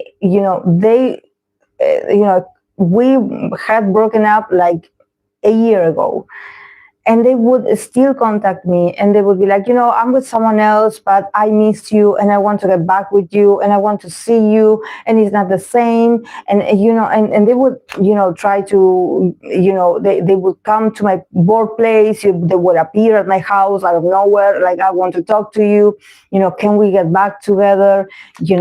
And I've always, because, I'm not a robot. Of course, that if I have history with someone, there's like, there's something in there. There's always something. There's like, or you miss them too, or you feel attracted to them. And I could have been, very. I could have, been tempted by the option and been like, well, it makes me, feel good that you say that you miss me or that you want to be with me. And I find you attractive still, or I have feelings. I don't know. I don't think I had feelings, but I was like, if I would have been the kind of person that, because, I had the possibility to be like, yeah, I will be with you, even if I know that you have a new girlfriend or you're seeing someone. And I would always be like, I don't want to do that. I don't want to be that person. I don't want to be that one in the middle. Like, get over it. Get over it. Because it's not going to be a one-time thing. You're going to come back again, and it's going to be again and again and again. And no, if you're already with someone, like, resolve what you have with that person, because there's a reason why we broke up. There's a reason why we broke up.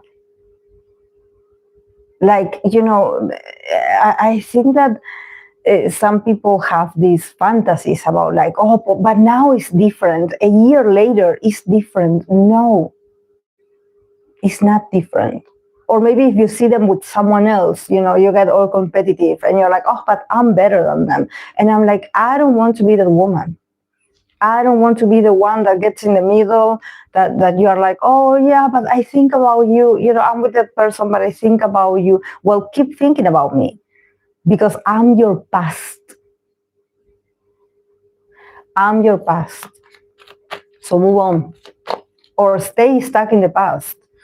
But you are stuck in the past. You say that you didn't get over me, nevertheless, you have a new partner, you have a new girlfriend, you have a new you got married.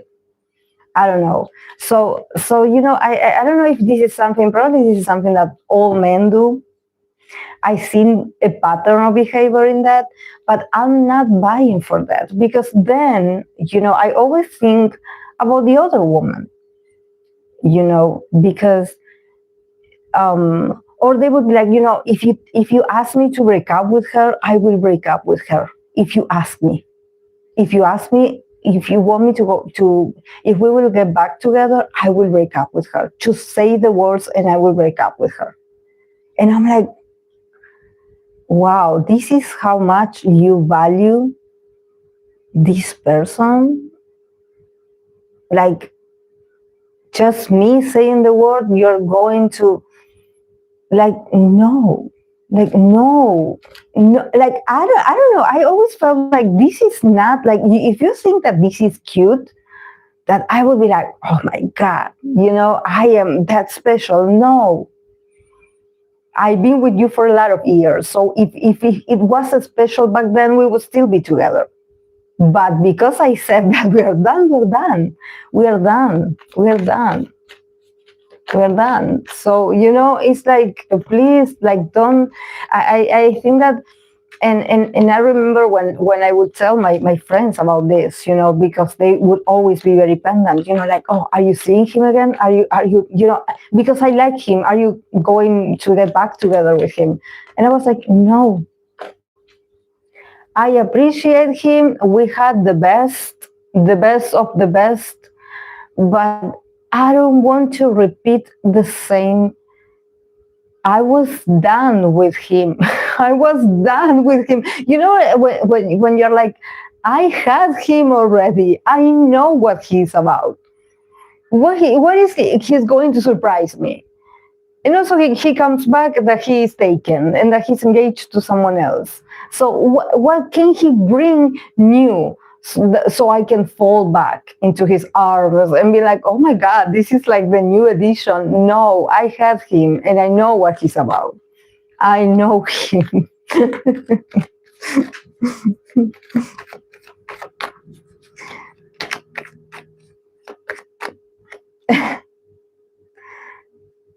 Movies like Gone Girl and Fatal Attraction must make them scream.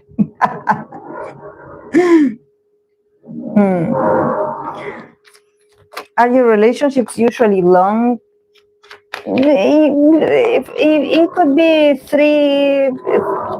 Like, ever since after I turned 35, they had become like not that long. Actually, I don't make it to the year. I don't know why. Maybe I'm being picky and I'm not like, I'm not, or we are not getting to an agreement. But I usually, yes, before I in my 20s, I had a relationship of 3 years, 5 years, then I have 7 years, then 2 years and a half with another one, usually long. So I know, this is the thing. I know the men I dated. I know them. I know, and they know me. And they know me. So sometimes, when I had these sort of confrontations, I was like, you love to be embarrassed. You want me to embarrass you. I think that they probably have like a sort of kink, that they want me to say the worst. They want me to tell them, like, go home. I will not get back with you. I think that they want that tough love because they always had it with me. So I think that there's something about them missing my how strict I am or how blunt I am in relationships. So they want me to tell them to their face, it's over, even after 6 weeks, 6 months, a year. I don't think about you like that. I don't regret my decision. I think that they have like a sort of like kink, they have like like they want me to embarrass them, to tell them to their faces, like, you're making a fool of yourself, like stop begging for something that that I'm not going to give in. So, but probably there's like also a fantasy of what if I gave in, what if I change my mind, and what if I convince her, of like, and I'm like, I know you. So what if you were maybe a stranger, and I was like just getting to know you, and I didn't know what what we have, as a possibility, we could play. Like, yeah, we could see if it's good, if it's not good, we could play with the options. But it meant that I dated that person, I lived with that man, I experienced things with them, it's like, I know you.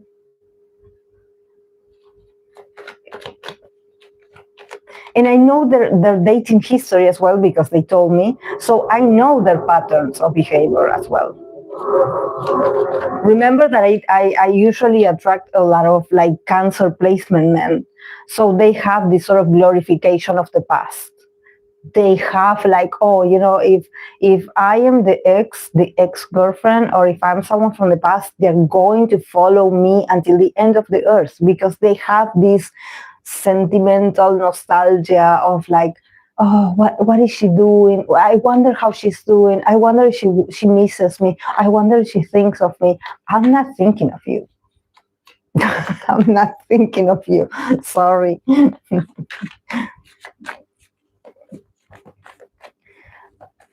You don't fall in love anymore, feel that kind of intimacy. Actually, I think that, now that I'm older, I think that I really want like full intimacy. Like, I really want that emotional connection, but not from a place of games, of playing games or having to guess, how they feel about me. I think that I just crave peace, and for things to accommodate themselves in relationships, for me in particular. I think that I crave that. I crave that level of stability, of zero drama, zero, complications, of power play, and just getting all like, no. I think that I'm looking for peace, for things to be okay.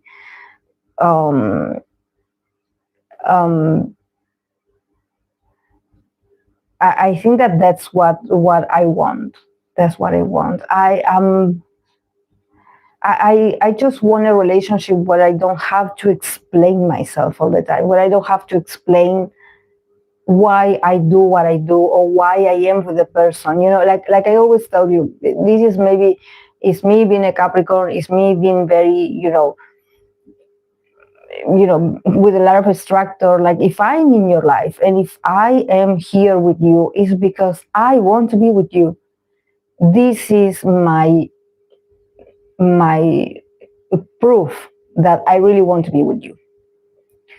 So if you're looking for more, or if you want me to, do a performance, where I'm like, oh my God, like, oh, let me show you how much I love you here. Like, and I will do extra. I don't do extra, at least not now. At least not now. That if I am not happy in a relationship, I will just leave, and that's it. Because I have the freedom to just be like, hey, I'm not happy, and there's nothing you can do about this. But I'm tired. Like I told you, Fluffy, when we were talking about, me attracting men that are too emotional. Even the other signs, all of them super emotional, very dependent, very like, needy. So it's not that I'm like, I think that emotions are okay. I'm an emotional person myself. But when I associate myself with someone that has these emotions out of control and they don't know what to do with them, so they do whatever, and they expect me to understand, to be there for them, to translate what they feel, because they don't know how they feel, they don't know what they want, but they are, creating chaos and confusion all over, where they go. I'm like, I will not subscribe to that anymore. I will not be someone's therapist in a relationship, not anymore.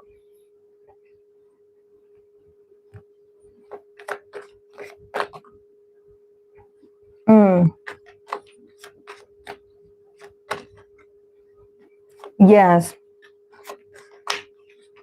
because I think that there's something about people, and I don't know if this is like a Capricorn thing, that people always want us to be more, to be something that we're not, and I think that this is something that I feel like I'm proud of my nature. I'm proud of my values. I'm proud of how I'm standing now in my life, and how I've always been like this. I've always been, I don't want to say rigid, because I always, am trying to learn and relearn to be more flexible. Because I don't believe like, oh, Capricorn is like stubborn and it's like, oh, I'm flexibility and being very strict. No, I'm a straightforward. I'm not strict. I don't think that I should be telling someone what to do. But if you ask me, if you want me like a feedback, or if you want me to tell you how I see things, I will tell you things the way I see them. And the way I see them probably is very realistic, or it's very like it's not that delicate maybe, or maybe it's like, yes, I think so, no, I don't think so. But also, I don't like to get into people's feelings. It's like, I get it if you are struggling. I will not be like, oh, you should do this. Like, no, no, no, because I'm not perfect. I'm not perfect. I'm not going to be, lecturing people. At least not at my age, not anymore. Because at the end, people do what they can with their circumstances. They do what they can and what they will, and I'm no one. But I'm like, this is me. This is my essence. So if you're looking for maybe someone more exciting, or someone that keeps you on the edge, or is like acting mysterious, and like, I just want to be myself. I want to be myself, and I want you to like me and appreciate me for what I am. And not for me to be like, oh, I never been mysterious, actually, never. Like, I think that I like intimacy. There are certain things that I don't share, but I don't play like, oh, I'm so mysterious. No. If I was mysterious, I wouldn't be recording a live stream with my face on it. But you attract Cancer. You let them in your life too, right? So the attraction goes both ways, I assume. Yeah, I think that it goes both ways, because they have, I think that there's, with the polarity, I think that there's something about their, very nurturing nature, that it makes me feel like I also deserve to be taken care of in an emotional way. So I think that that's why I love Cancer placement, Taurus placements as well, because they do provide for you. They are like, okay, what do you need? I will get it for you. Um, I think I fall in love with acts of service, because um, I think that sometimes we Capricorn, we need to be able to say, hey, I need you, or I need you to help me, because we are very, you know we are hesitant to say, I kind of need you, or I kind of need you to do this for me, or I need you to be sweet with me. Even if I'm not the sweetest, I need sweetness in my life. Maturity brings a no nonsense attitude, I guess. What is the most important quality you look for in a man? What should the relationship be about?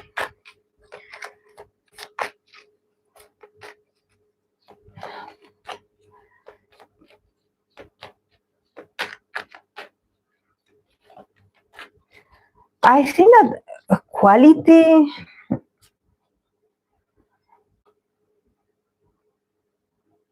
I don't know. I've always been.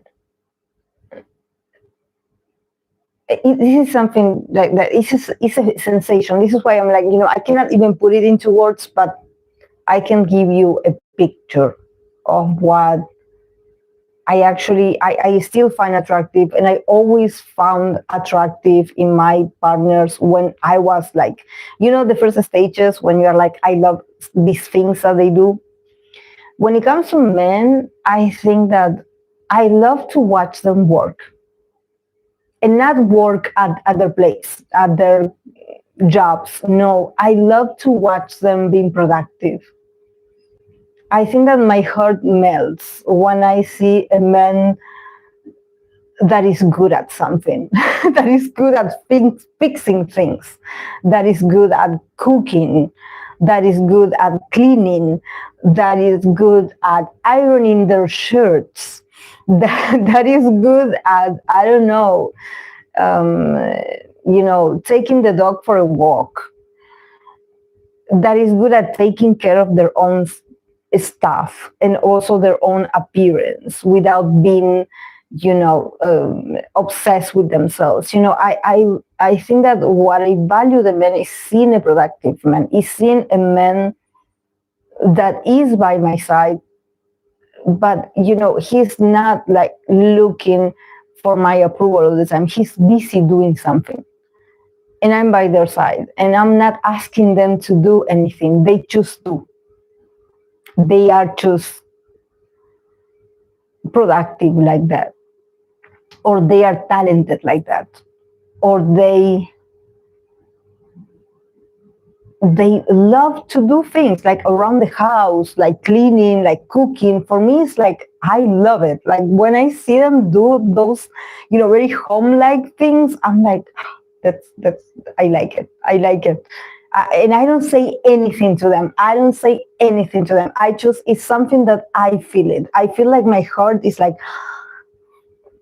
I admire them so much when they know how to do things, when they know how to cook, when they clean things, when they are very particular of it. I'm like, I'm looking like, and I don't say anything. I'm not like, oh my god, this is so cool, what you do. No, I'm just silent, but I inside I'm like, that's so cool, that's so hot. I don't know, I find it hot. For me, a man that does things, I find it hot.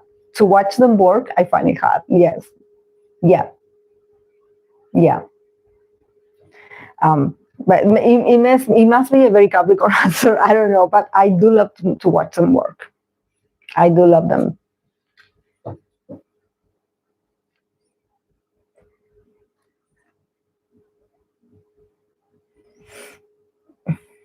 Mm.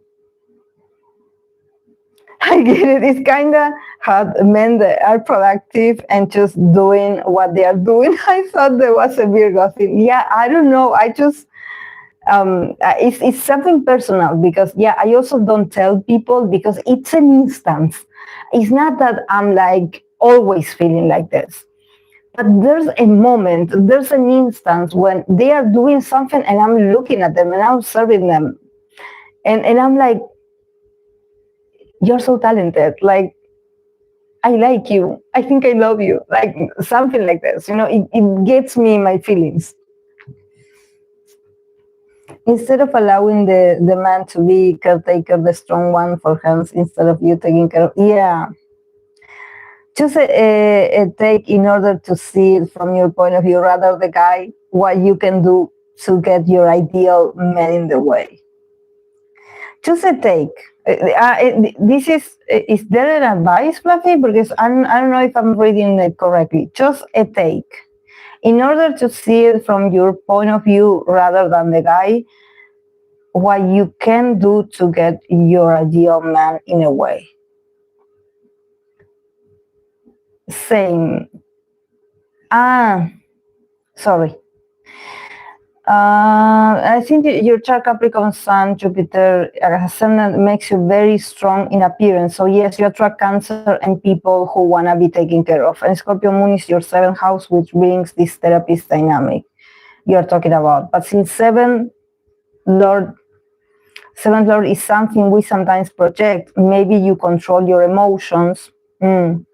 Instead of allowing the man to be the caretaker. Yes, the strong one for once, instead of you taking care of them all the time. Just take in order to see it from your point of view. Okay. Yes, I understand now. Thank you. Yes, thank you, Fluffy. Thank you. I will have to wait. I will have to. I'm going to. I'm going to try to. To do. Oh no. To do no. Well, I wanted to do a screenshot. Well, so I wanted to take a screenshot, but well, no. Yes, thank you. But yeah, that's something that I personally I melt when I see them being productive. I melt. I feel so attracted to the men doing something. I don't know. It's just, and doing it correctly also, like not doing it and just being, like, I don't know. I find it attractive.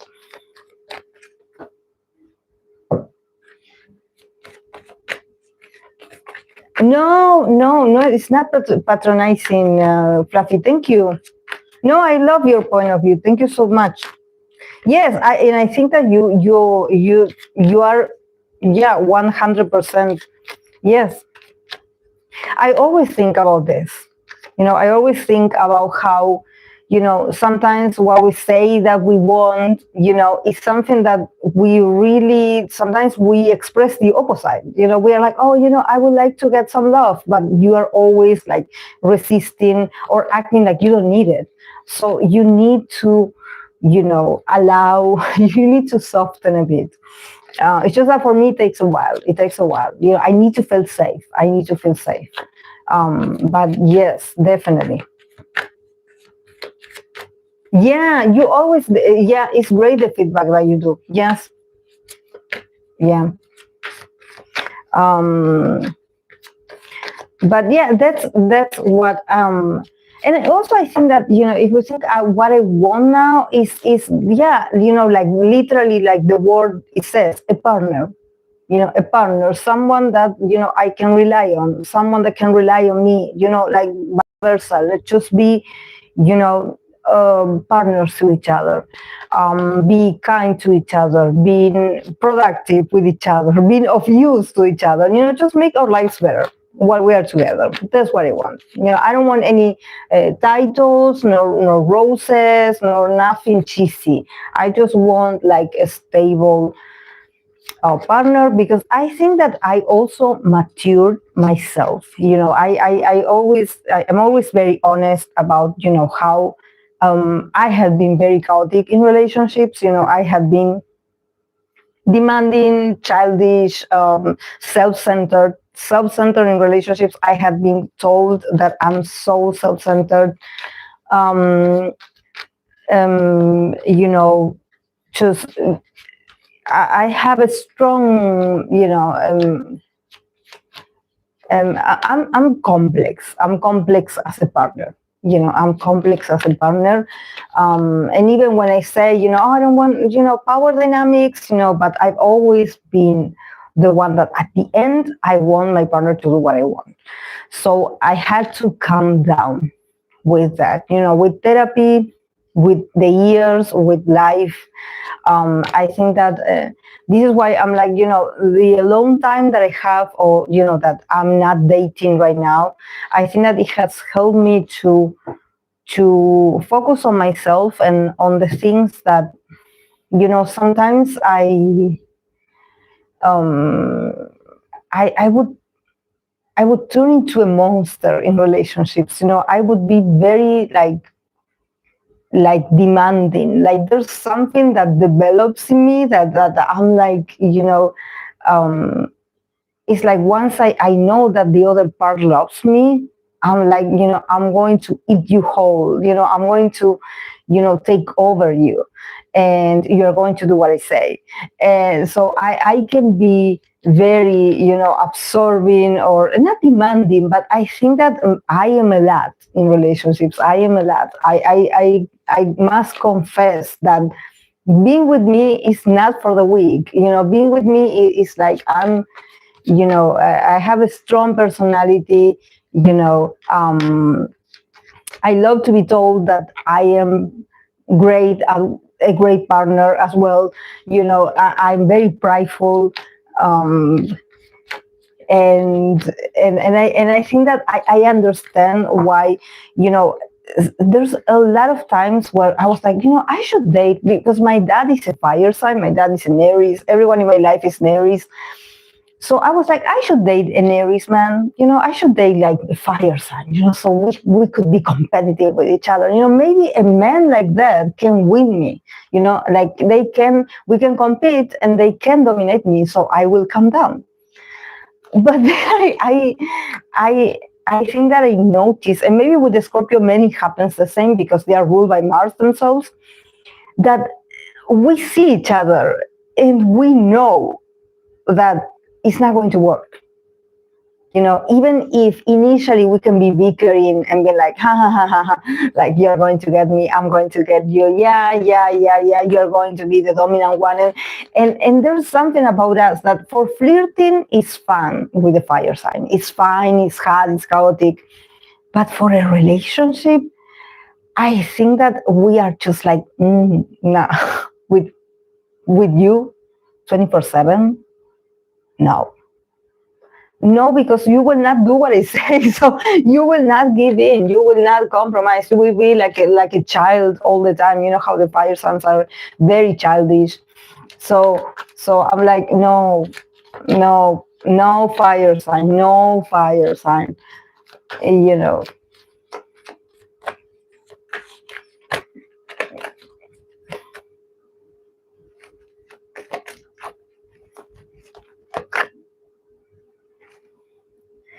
By the way, everyone, I wish we could chat in the real room seeing each other because it's hard for me across the way. I want to yes, that would be a great idea. Yes, we should do it. Mm-hmm. Yes, don't you guys talk on Discord? Like voice calls we do, but usually we do it when it's really late and of course Apolofi cannot be.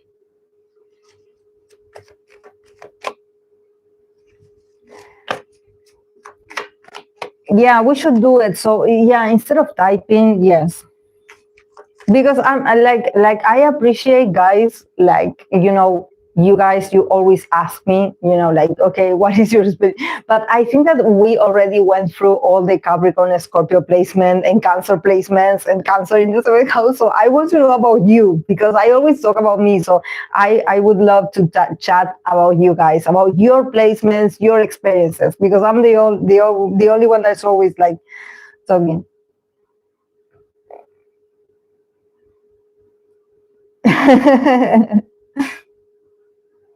Yes. Men can get very intimidated if women get too dominant. Sometimes it's wise to hold back, even if it makes them feel a bit. Hello, Jedan. Yeah, I also I picture Fluffy like yes, with light brown hair. Yes. Okay, guys, I'm going to start with the readings because this is because I'm relaxing because the Wi-Fi has been working here. This is the spot. Like I feel so frustrated because I want to be upstairs. That I decorated everything. That I decorated everything perfectly, but I think that this is the spot. This is the place that I have to be to do the live streams for now without intermission of the Wi-Fi.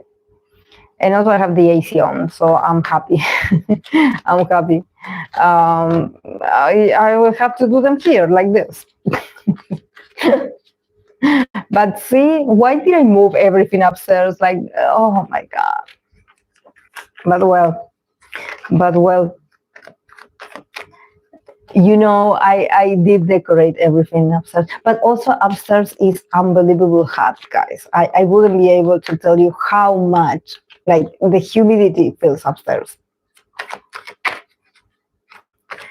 But yeah, it is here. It is here. Okay.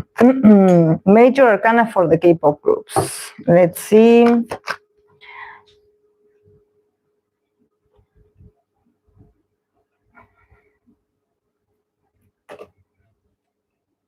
I'm going to start with BTS.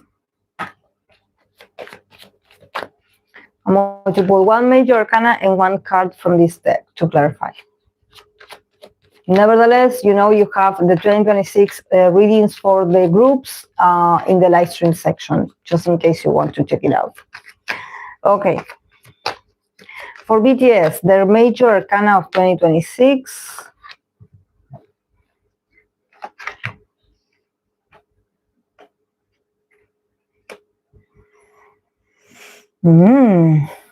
Nice. Nice. Nice. For BTS, for 2026, Emperor. And 9 of Swords, anxiety.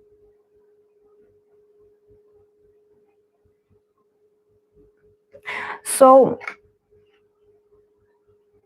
a very nice major arcana, because, you know, this is Aries energy, this is a very commanding energy, this is a very dominant energy. So definitely, you know, the major arcanas for them, for BTS, it talks about action. It talks about them, you know, going back to their throne, claiming their place, claiming, you know, their kingdom, you know, their winnings, their everything that they had built with the years. You know, the Emperor is the number 4. So the 4th is stability. You know, the Emperor doesn't sit on the throne just because he wants to. This is someone that had fought very hard to be here. He had like accumulated a lot of winnings, you know, a lot of challenges. He had won a lot of challenges to be, you know, in this position today. So I think that for BTS, it talks about stability. It talks about them being proud of them, yes, being the rulers in the business, you know, even if there's people that are like, oh, well, no, we think that no, oh, we think that yes. You know, I think that in 2026, there's something about the Emperor, you know, inviting the guys to, you know, take domain, dominate the scene, dominate, you know, this that your guys are going to be doing. Just dominate, just go and take what is yours.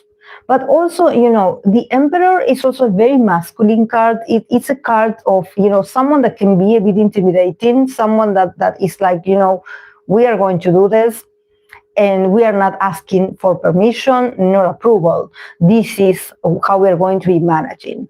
So there's something just very, you know, very strong, but also very relentless about BTS energy in 2026, that it can be, you know, that some people can be like, oh, wow, like that's, or maybe if they set boundaries, you know, people be like, oh, wow, like this is the first time that they act like this. Or this is the first time that they respond like this. Or this is the first time that they show this, you know, dominant, unflexible, you know, very like bossy kind of vibe. You know, they can be seen as this as well in 2026. Some people be like a bit scared, you know, like not scared, because I don't think that it's about being scary, but I think that it's about, you know, owning, taking up space. It's like, here we come. This is our year. This is our arena. This is our field. This is our territory. We are the best at what we do. So we have to claim our throne. And no one is moving us from here. No one is moving us from here. We are stronger than ever. So I think that this is a very nice, very strong, powerful energy.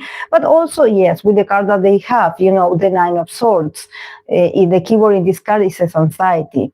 So definitely, with the power, the influence, the strong, willpower that they have to overcome everything, there comes a lot of anxiety. The guys feel a bit anxious about maybe certain methods of theirs, about there's certain things around them that probably they cannot control entirely. There may be some things that are falling apart around them, and they know it. So the Nine of Swords is like, we kind of feel anxious, even if you see us like this, like the kings, the emperors, and you see us winning. Inside, we do have a lot of anxiety. We still, are nervous. We still have our doubts. We still have insomnia. We still have fears. Because I think that there's something that is happening, around them. I don't think that it's happening to BTS, because they are the emperor. So they don't have time. But at the same time, they are so sensitive, or they are so, when you're wide awake and you're like, I can see that things are not going to be okay. So I worry. I worry about my people, or I worry about the people that I know, or I worry about, how this is going to affect us. I think that it's something about them being like, yeah, we have to show our strong face, our strong, magnetic energy, and sort of dominate and being the best. But even if you see us this strong and proud, we still have anxiety. We are still worried. We still don't feel like, this year is going to be so easy. Like, oh my God, I feel so relaxed. No, not at all. Not at all. With this huge responsibility that they have, the anxiety that they're managing is also very high. It's also very high. And they are very, very worried. They are very worried. They are very worried because this is something that probably they cannot control. The only thing that they can master and control is themselves. But other things, they will not be able to control it. And probably this is what is going to create a fear of anxiety for them.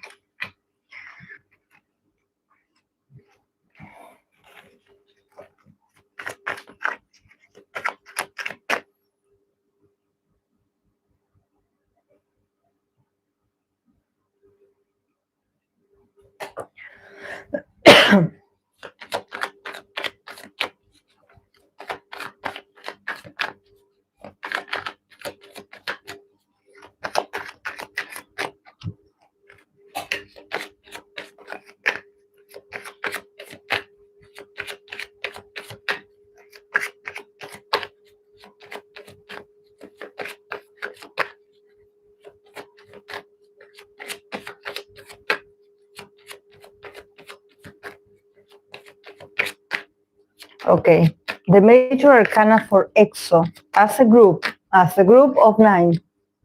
Let's see the major arcana for them.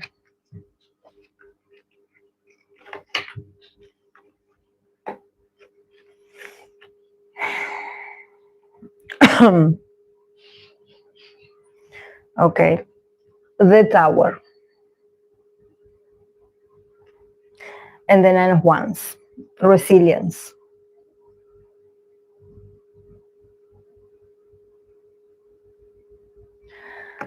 I don't know if when I read for EXO, not EXO CBX, I think that I read for the OT6 comeback. I think that there's certain things about their dynamic maybe, or there's certain things about them that cannot be, put back together. I think that with the Tower, it's like an inevitable kind of destruction. I would say destruction. There's something that is falling apart.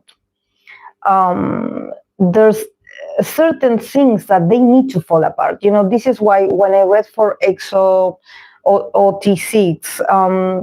I talk how they got the card of honesty. I remember they got the card of honesty or being true, something like this. I think that they got like an oracle card that it says honesty or be honest, something about this. And I think that EXO as a whole, EXO is not going to be what it used to be.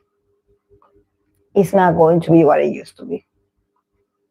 With the Nine of Wands, I think that they are, with the card of resilience, I think that they are fighting very strongly to sort of sustain what is left, to sort of sustain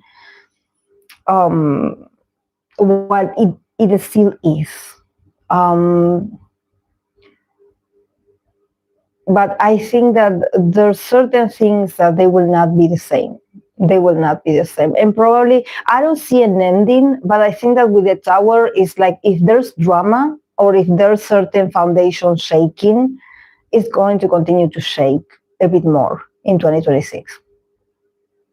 So it's going to be more of this uncomfortable feeling of like there's always chaos with them. Probably the chaos is going to continue.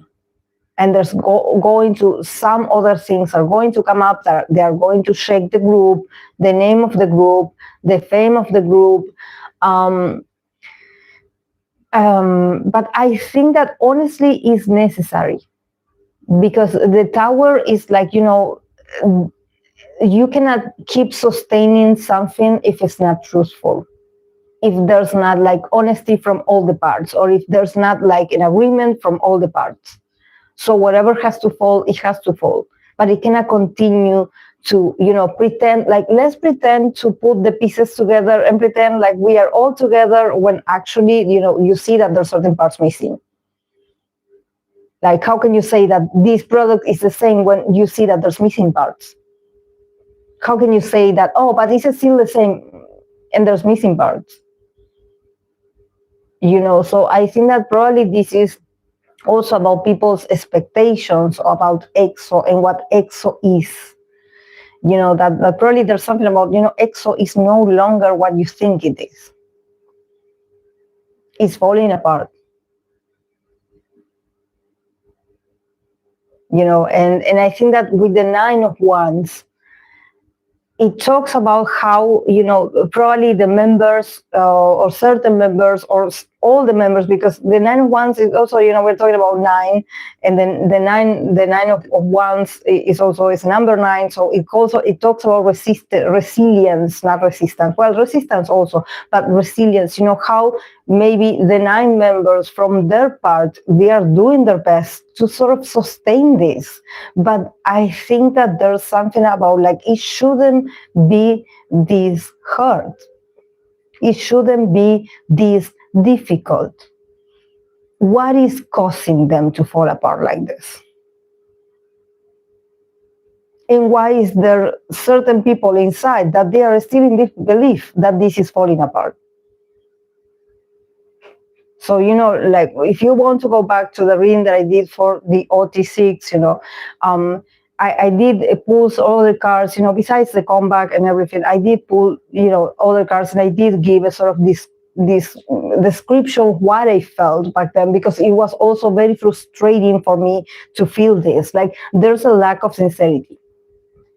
There's people that are not being sincere in the group. Like they are not, telling things like they are. And I think that this is also what is causing the group to fall apart, because there needs to be an acknowledgement of like, okay, this is what is going on.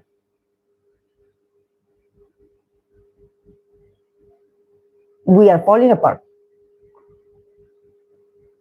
The Nine of Wands is with resilience is like there could be, holding on, resilience. I mean, like we will make it nevertheless, but it's going to be challenging. And it's going to be very, but very close. I don't see an end. But that this is not stable, that is shaking, it is. So, there needs to be a new plan. because something is going on. Besides, the legal matters and this and that, and there's something inside the group that is causing this to fall apart. It's causing even EXOs, like maybe EXOs, because I'm reading for EXO, the group. So it's about their identity somehow, like breaking from inside. With the 9 of Wands, with resilience, I can kind of see, the members trying, to hold on. It's going to be challenging. It's going to be a very challenging year. It's going to be challenging.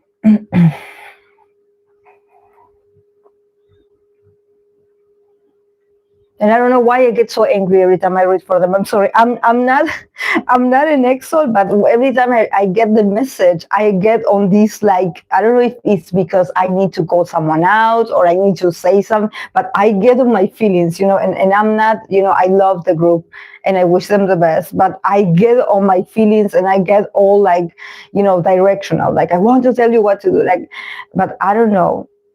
I don't know why I do that, but I think that it needs to be said. Someone has to say it. Maybe this is why I feel like, I need to say it.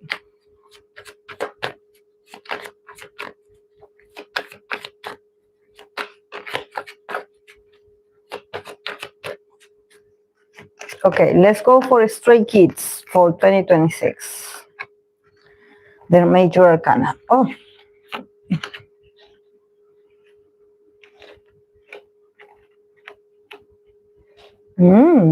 Nice. Okay. For Stray Kids, we have the Chariot, the major arcana of the Chariot. And then I have the Ace of Swords, new ideas. So a very productive year for Stray Kids. With the Chariot, it's like they will continue to work. They will continue to advance. They will continue to do what they have been doing. I think that there's something, I don't know why, when I got the Chariot and I got the Ace of Swords, I don't know why I felt, like maybe people are sort of like, they don't have that, like, that much faith on Stray Kids. I don't know if people are like, I'm sure that this year they're going to rest.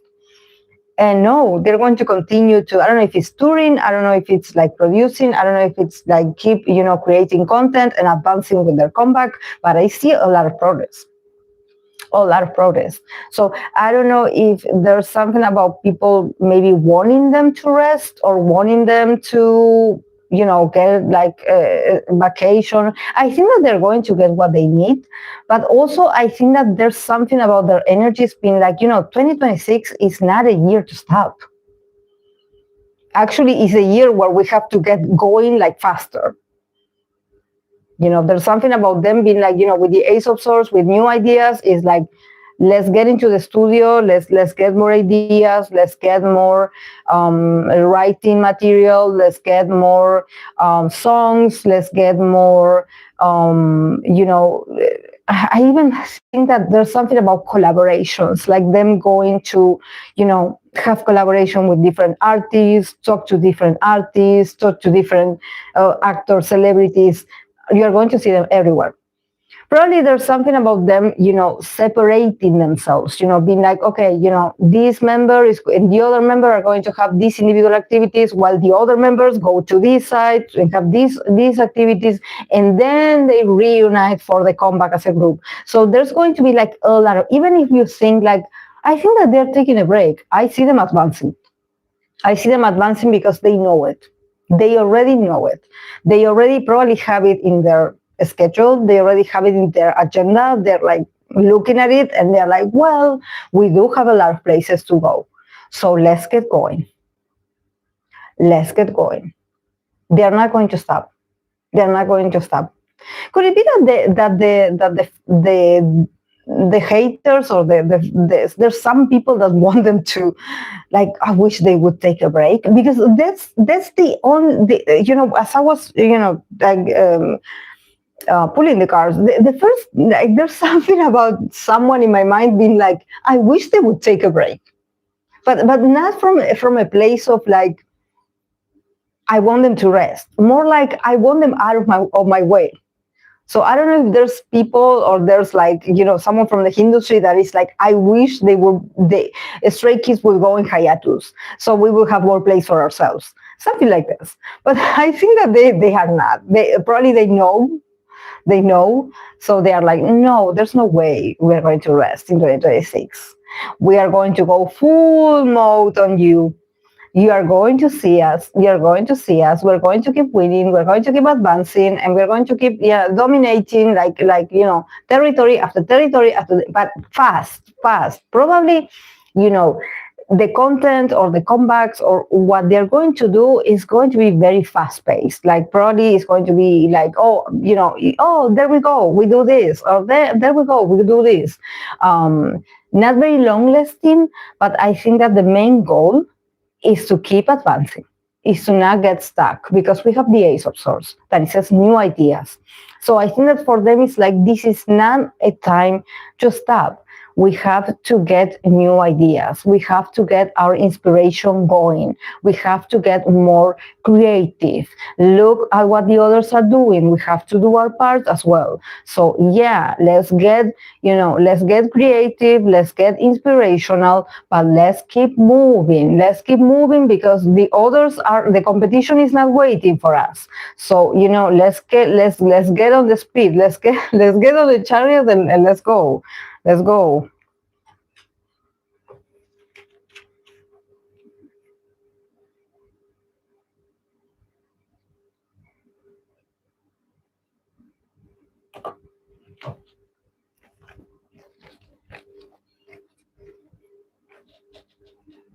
Hmm.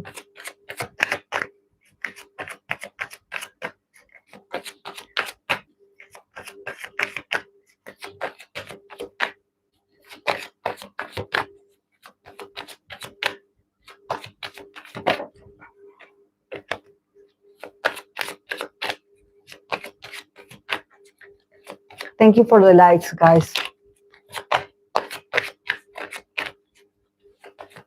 Okay. IVE. Let's see for IVE in 2026. Oh,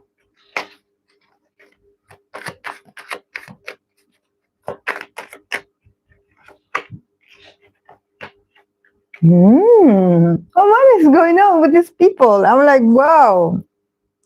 Sorry, guys. This is where I hurt myself, and it hurts a bit. Okay. The Magician for IVE in 2026, their major arcana. And we have the King of Oracle. That's the King of Oracles. The King of Pentacles. And it says wealth. So a very wealthy year for IVE. A very wealthy year for IVE. I like it. Yeah, I think that the girls are like, getting very creative themselves. I think that there's something about IVE members that probably, I'm sure they have a great team working with them, but probably the girls are very creative themselves. They are creating their own opportunities. There's something about them being like, I know someone. And this is all about, them being talented, but also like probably knowing how to play in the media, because the Magician is all about performance. It's all about, being in front of the audience, being in front of a camera. So I'm like, I'm going to participate in this show. You're going to participate in the other one. You're going to get a deal here. We're going to be in this interview. We are going to have in our YouTube channel, we're going to have this, and I see them just with their image themselves, like creating a lot of wealth. There's a lot of money for IVE, a lot of money. I think that definitely when I see the Magician, is giving me that probably the thing that maybe gives them more wealth is when they do individual activities. When they do individual activities, probably they're getting paid more, or they get more deals, or they get like fancier things or opportunities. But I think that there's something about Also, IVE members, they, with the King of Pentacles, there's something about them also, being accommodated, or being, getting used to the feeling of like, I belong here. I belong with the best of the best, or I belong with the wealthy people, or I belong to be sitting here in this room with these famous people, famous influencers, famous artists. There's something about them also being very expensive, like very expensive, very rich, very luxurious. But I think that there's something about them being really smart. The magician is very mercurial. It's a card of someone that they know how to sell themselves very well. It's like someone that talks very smoothly, someone that knows what to say or knows what the audience wants out of them. So they give it to the audience. They're like, okay, you want me to play this part? I will do this part for you. Or you want me to be cute like this? I'm going to be cute like this. So, but always them in control. Always the girls in control. I think that we have like a lot of masterminds in IVE, and you're going to see it. You're going to see a lot of growth in the girls in 2026, because to be a King of Pentacles, for this girl group, it means that they are a sort of authority, that they are bringing a lot of value, a lot of money, a lot of recognition, a lot of status, and there's like an instability. Even if they play with the options, they don't play from a place of like, I don't know what I'm worth, or I don't know what I'm doing. No, they do. They do know. They know that, this is important, what they're doing. They know, that they are studying, or this that they are going to do new is going to give them more incomes, like a better image, like a better presentation. I think that they are really focusing a lot on, the material aspect of them winning money, maybe winning more opportunities. I think that about music, I mean, they could do it all, because the magician is like someone that can, they take out from their, from their table, they have different tools. So the girls can do everything, can do individual and can do group and can do, majestic, all of them. So I do like it. I do like it for them.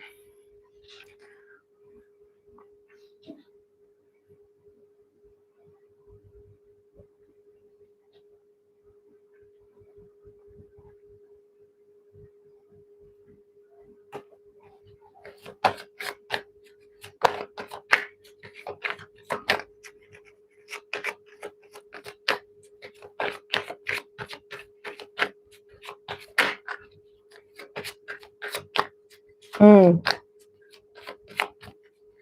Yes, a great time to become a fan of IVE. Yes.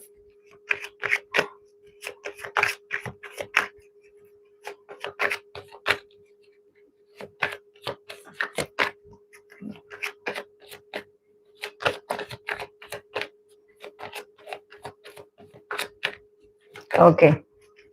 Let's go for Illit.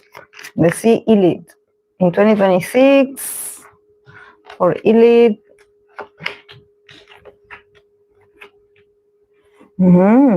Okay.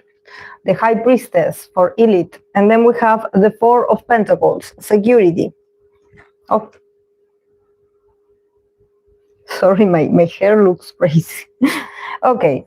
For Illit, I think that, yeah, the High Priestess is also very like a very feminine energy, very fitting for the girls.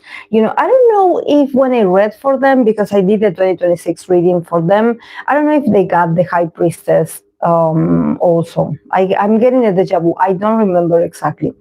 But I think that the major arcana of 2026 as the High Priestess, it definitely shows that they probably don't have to communicate that much. There's something about, and this is not about holding a secret. I don't think that the girls are holding any secrets. I just think that there's something about them at this point in their careers And probably in 2026, for them to remain silent is a great strategy.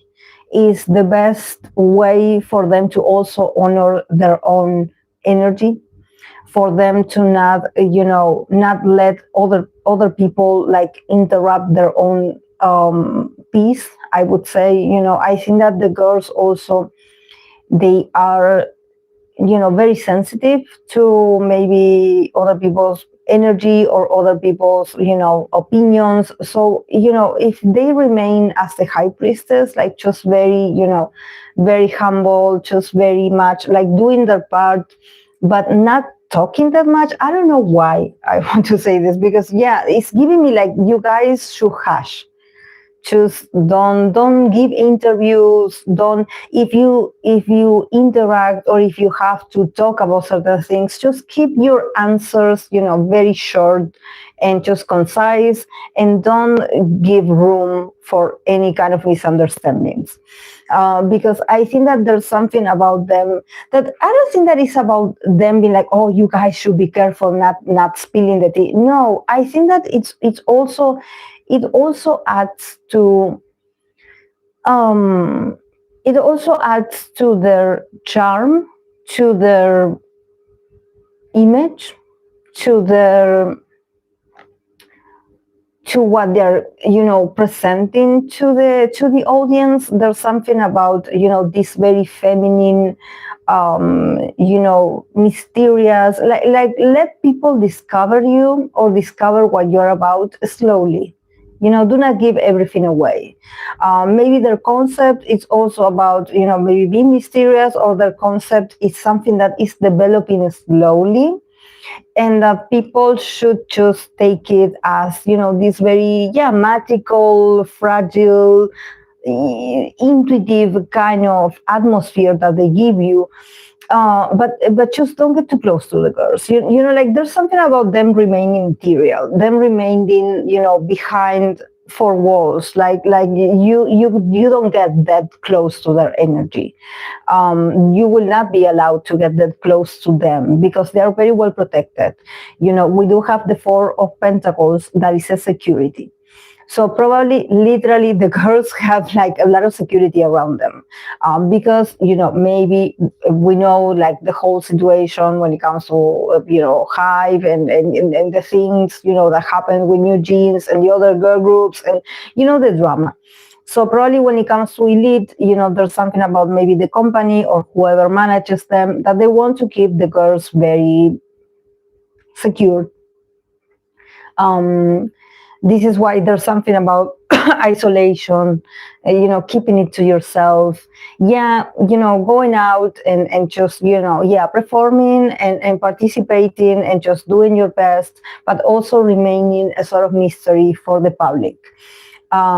Because there's something about them just being very careful about, the girls, not wanting the girls that exposed, just giving them everything that they need and being like, okay, girls, you stay here. You don't go and you don't engage with others. There could be a sense of like people being like, wow, like do you have them in a dungeon or what? Like, why are you, hiding them like this? But I think that there's a part of that they are preserving the girls, or that they are taking care of the girls, or that they are protecting the girls. Maybe it can seem like, oh wow, a bit like claustrophobic, like what are you doing with the girls? Like, are you keeping them hidden somewhere? But I think that probably in 2026 there could be a year where there's still going to be a lot of sensitivities, or there's going to be like a weird vibe around them. So it's better, it's better for them to be inside, and just protected and just have the routine and not get out of those four walls. Like when I see the Four of Pentacles, it's literally and physically like four walls. It's like, you guys have a routine, you do this from this room to this room, and everything is very secure. is very secure. But I think that the girls are also like, they have to protect their energies, they have to protect themselves, not say anything, or not express an opinion, because I think that maybe people want the girls to speak more or speak up about something. And I think that with the high priestess, it's better to listen to others or listen to what people are saying, but not comment. It's like, don't, because if you start commenting, it seems like it breaks sort of the magic of theirs. If they have like a sort of magic, I don't know, concept, I think that silence is better, it's wiser.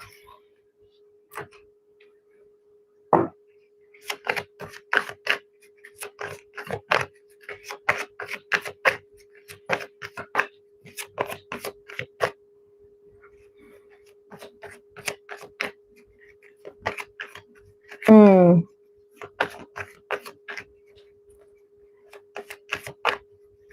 Probably, yes. Yes, like a more mysterious, magical. Probably they want to keep, protect that concept of theirs. Yes, and not having it corrupt by, or at least taking their time. I think that the girls are going to evolve, but maybe 2026 is not going to be the year. It's not going to be the year of their transforming into something different. No, they're going to continue in that concept.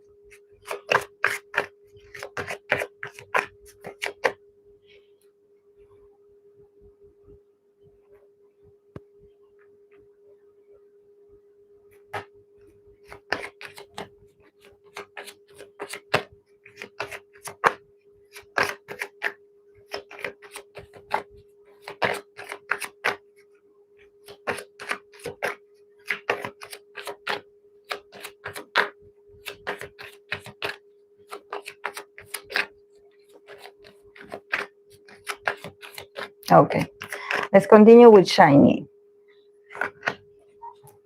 2026.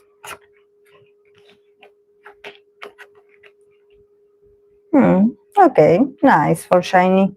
We have the Fool for SHINee, and we have Knight of Pentacles, that it says efficiency. Efficiency.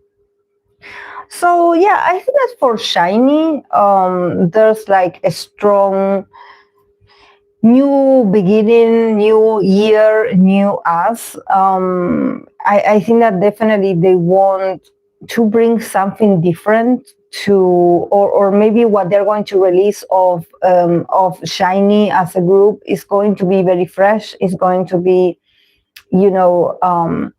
something that it shows, the new chapter. Them adventuring, or probably like trying a sound or something that is very different from what they're known. Also the Knight of Pentacles, efficiency. I think that whatever they are going to be bringing, they are going to, there's something about, I don't know, maybe if the fans, if they know, I don't know if they know, because there's this feeling with the Knight of Pentacles that I'm like, yeah, they're going to release something new, definitely. But it's going to take a while. The Knight of Pentacles is like, it's giving me like, I can trust the members to be efficient, to be as hardworking as ever, to be responsible, to be consistent. They will put the work, they will be very committed to, rehearsal and do what they have to do and train and practice and mastered everything to the T, being very spectacular in that sense, very organized as well. But the Knight of Pentacles is giving me like, we're going to do it right, but we are going to do it at our pace. So probably there's something about them just not releasing it like now, like the first 3 months of the year. Probably it's going to take a while, because there's something about them wanting to do this, the right way, wanting to be serious about this. So they're taking it slow. And also I think that there's something about them being like, we could do this just to get views or to give something to people. I think that probably the company is a bit disorganized about SHINee. With the full, it's like, oh, they throw an idea and they're like, okay, guys, this is for you. This one is for you. This crazy new concept that we had over here, and we're giving it to you. And I think that because SHINee members, they have a lot of experience in the field, a lot of years of experience. There's something about them taking it, observing it, studying it, and being like, when we are going to evaluate this, we need more time to do this, to work with this that you are giving us so kindly. Because I think that for them it's like, I think that it's about like, okay, we will work for this that you're giving us, but we will do it in our own style. We will make it our song, because probably it could be a bit crazy. It could be, with the full, it could be like, yeah, it's a brand new opportunity for us, and I think that the fans will be excited for us, or they are waiting for us. But at the same time, it sounds a bit like, oh, like, wow, what is this? Is this something that SHINee would do? Is this a SHINee song? How do we make this work? But I'm not surprised, because it's the same. And SM always does this. So probably they have a song that maybe, is more for another group, and they're like, well, now it's yours, guys. And I think that with the Knight of Pentacles, there's something about them, showing how they are very specific about the way they work, about how they get together, how they rehearsal, how they study things, how they take their time to evaluate, if things are going okay. And also I think that they're like, yeah, this is cool, but give us time to work with this, because it takes a lot of, it takes a lot of our it's going to take a lot of their hours, days of training, patience even. It's not going to be something that you just, you go and do it. No, I think that they will have to work on this and give it a sort of shape, because probably it's not even finished. So it seems like it's exciting, but at the same time, it's like, it's a bit odd. So the guys are like, what is this? We have to work with this, like, but there's some parts missing. Well, what is this? So I see them, just as efficient and as professional as they are, them taking their time to polish this, because yes. But the good thing is that, yes, they're coming back. Yeah, there's like a fresh new start from them. They also probably, with the full, their view is also to, be more adventurous, to also, probably, yes, also let go of a sort of prejudice that they might have, them being like, oh no, that concept is not for us. No, we don't do that anymore. But there's something with the full, it's like, well, it seems like this is what other people are doing. So how about we try it? How about we just do it like others do it, and let's see, with our way of working, let's see if we can come up with something great, because they are very efficient themselves, and so they are very much like cautious about like, okay, where are we going with this? Because it's not just about like, let's have a comeback and that's it. No, I think that for them it's like, no, just let us work in the same, way that we always work. We don't do things just like this, so just give us time. Give us time to prepare. But they are adventuring themselves, definitely.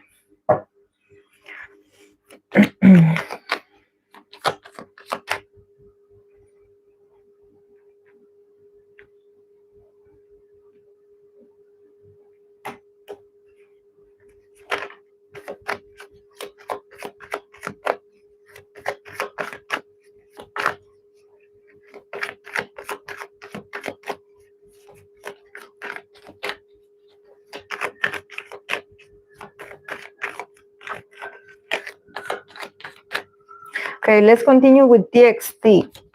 Let's see TXT. Let's see 2026 for TXT.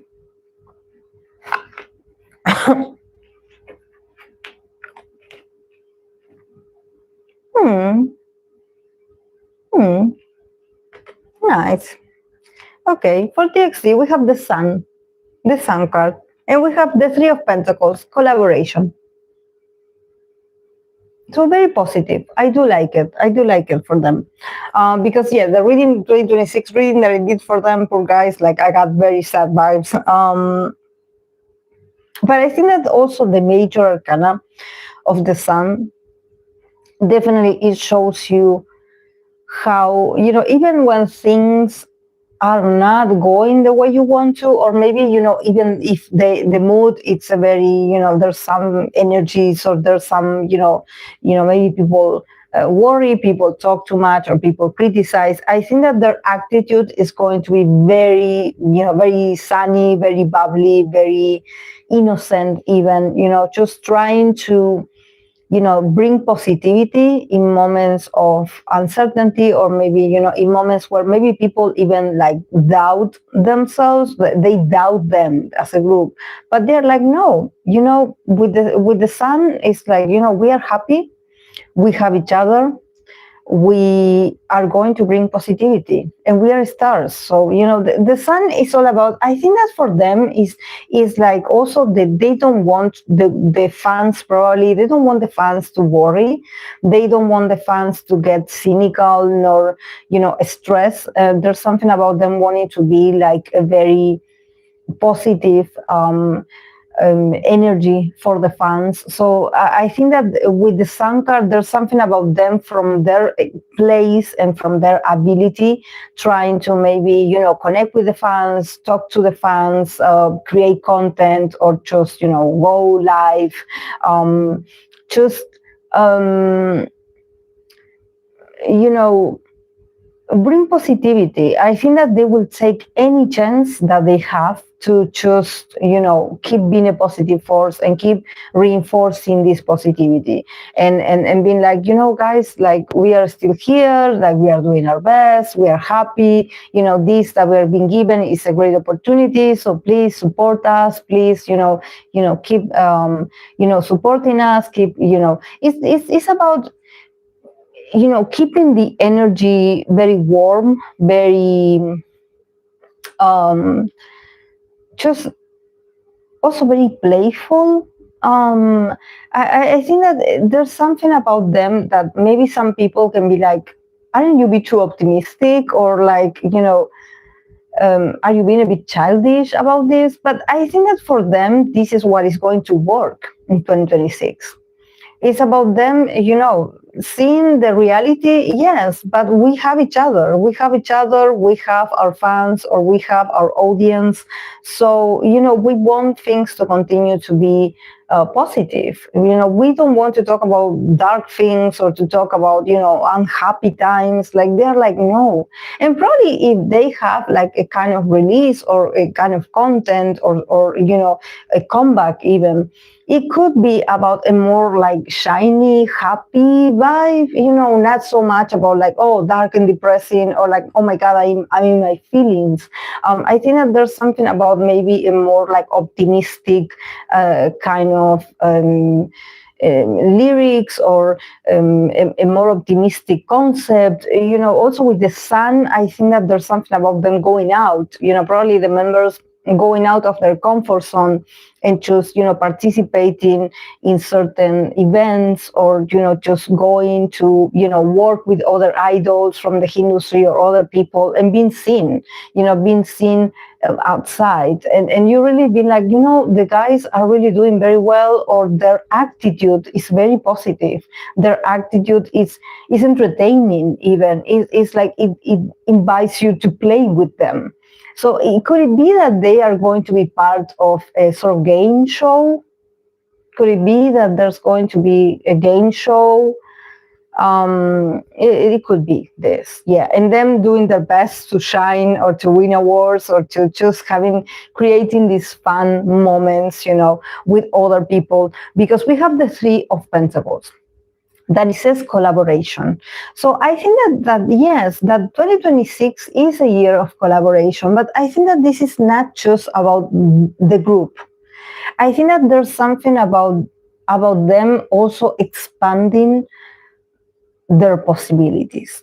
It's like, okay, if you see that there's not much to do, you go and talk to another idol friend of yours and create content, or you go and participate in another idols or another friends that is a celebrity. You go to the show, you reach out to others, you create the opportunities yourself. If you want to be seen, if you want to be under a positive light, go out and search for those opportunities, because you are not alone.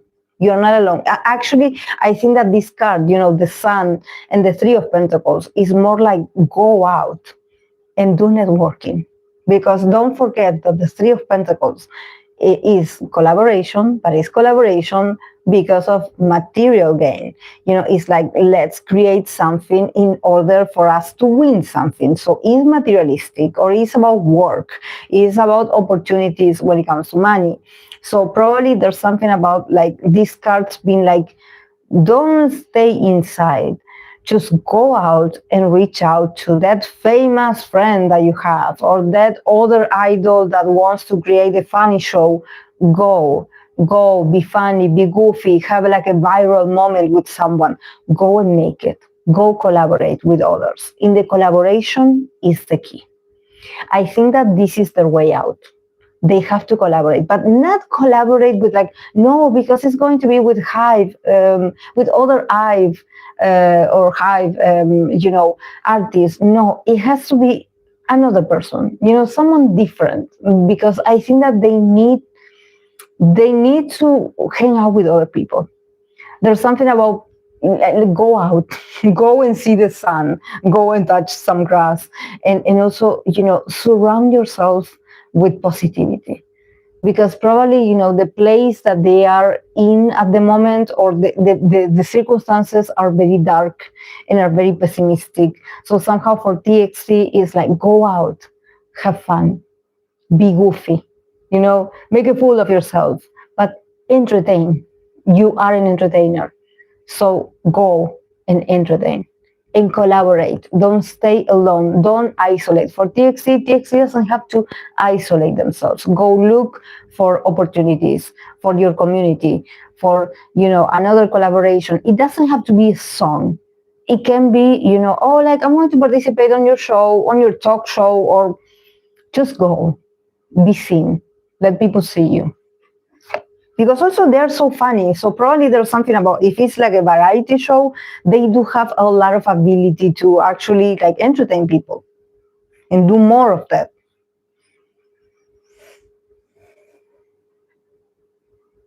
They need friends. Yes. They need friends. Exactly. Not the usual people that they know. They need others. Expand your circle.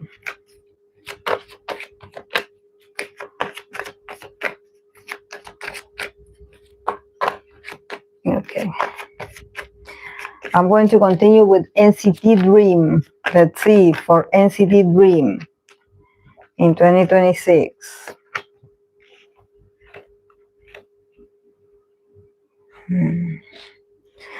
Okay, for NCT Dream, we have the Justice and we have the Five of Pentacles that it says need. Didn't they get the Justice before in the 2026 reading that I did for them? Didn't they get the Justice? I don't know. I think they did. Or if it wasn't them, it was NCT 127. But, I'm reading for NCT Dream. Yeah, I see that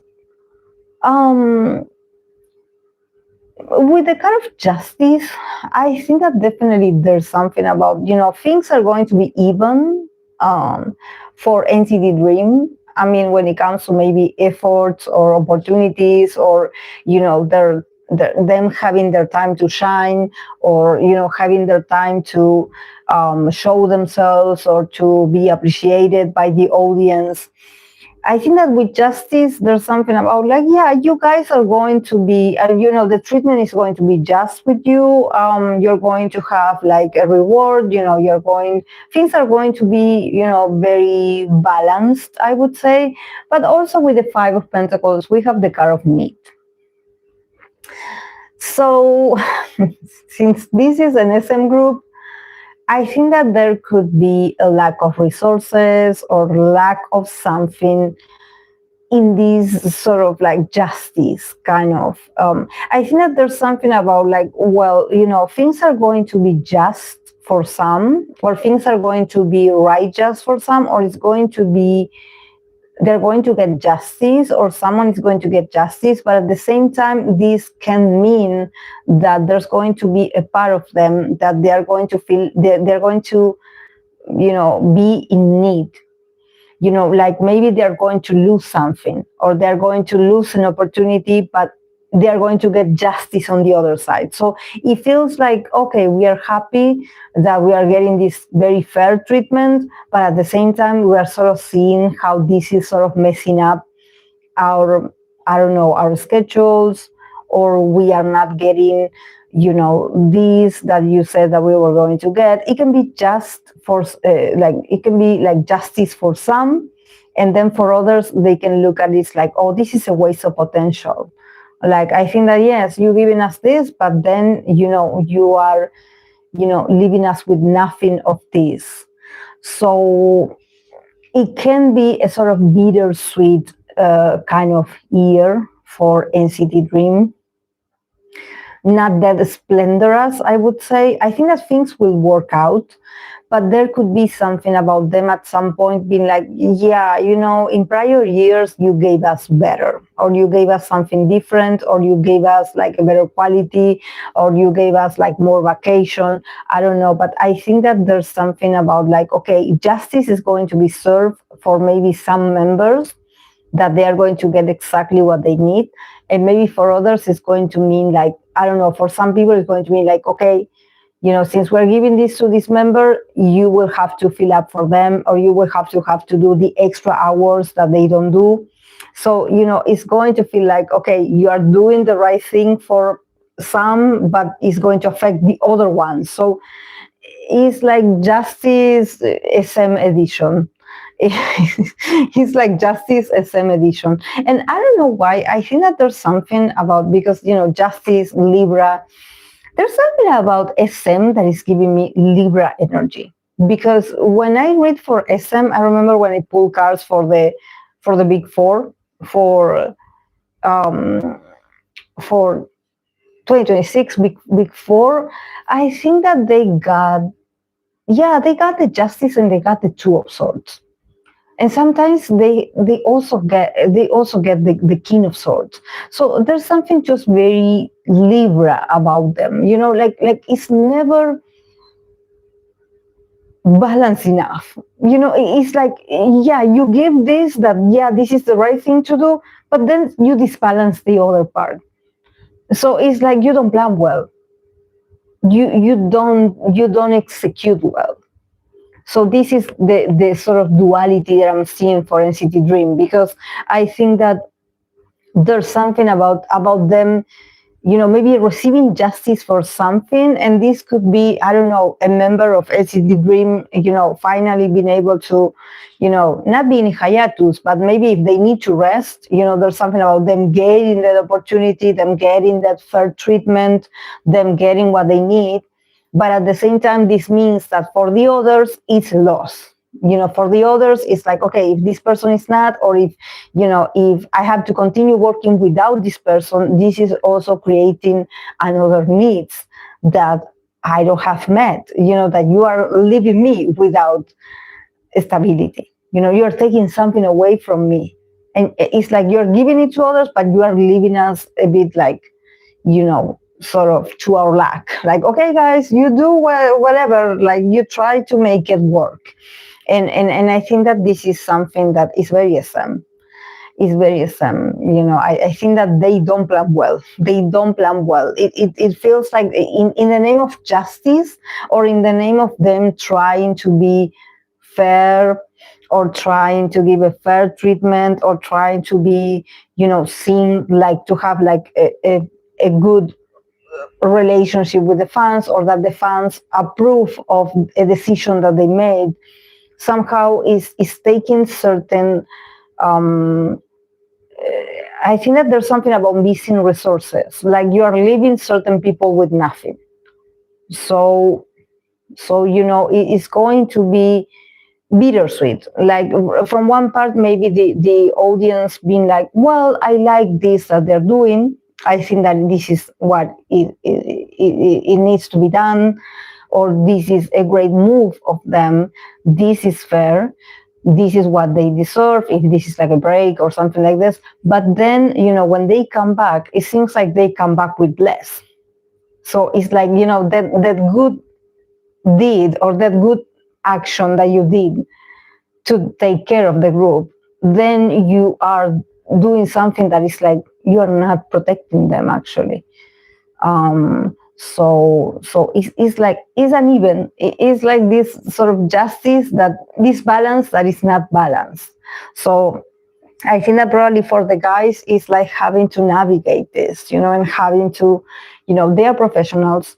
With the justice, it's like, well, at least a bit of justice is going to be made for them, for the group.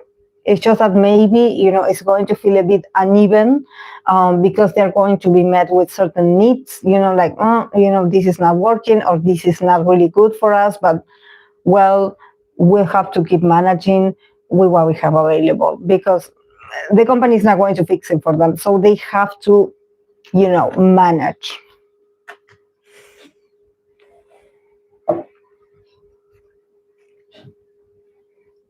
And then the last one that I have is Enhypen.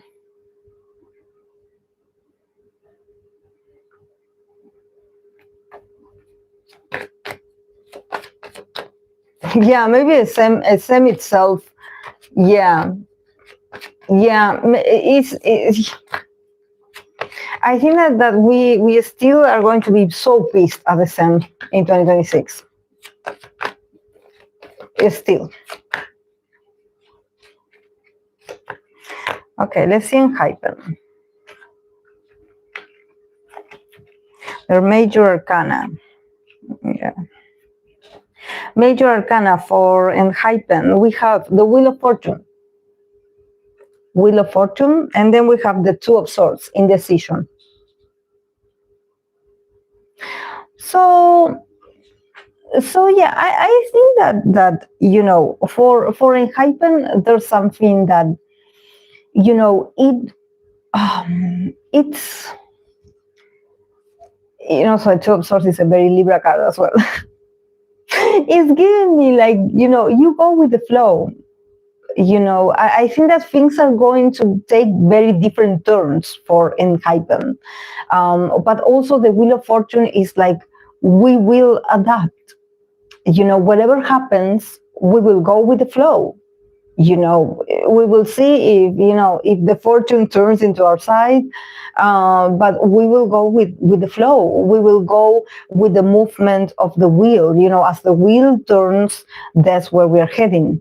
The Two of Swords is indecision. Yes, probably them, if they have like a new concept, or if they have like something new to do, there's something about them going blindfolded, like going blinded, like we cannot see exactly what is this about, but I guess we will play it cool. We will play it like we know what we're doing, even if there's certain decisions that we're like, is this really good for us? But I think that there's something about the guys just, with the Wheel of Fortune, probably there's something about them in 2026, at least being grateful that things are going to move. They don't know where they're heading, but with the Wheel of Fortune, it's like, at least we are going to continue moving, because we don't want to get stuck. We don't want to get stuck in a very uncomfortable state where, I don't know, they put us in hiatus and then we don't advance and then you never hear from us and we go missing for months. Like, I think that there's something about the guys also maybe also knowing that there are certain things that are going to stop, or there are certain promotions that maybe they're going to have less promotion, or there's going to be like a stop in certain activities or certain, managements. So they are like, but luckily we have options. There's change in certain things, in certain directions that we are going. So as long as we keep moving, we keep rolling with the wheel. Just for us, this is great. For us, this is better than getting stuck and not knowing. Okay, are we going to be active or not? So it's just that with the two of swords, there's also something that is like, okay, but where are we going? What is this that they are giving us, or this that they are like, okay, you guys have to do this, but what is this, or where is this? Probably the guys not having all the answers, and being a bit indecisive about like, okay, why are we doing this? Like, what is the purpose of this? But I think that they also are they're very careful. There's something about them managing also their energy and being like, we will take what we can get. In moments of uncertainty, we will take what we can get. Even if we are not so sure, we will keep advancing. We will keep moving.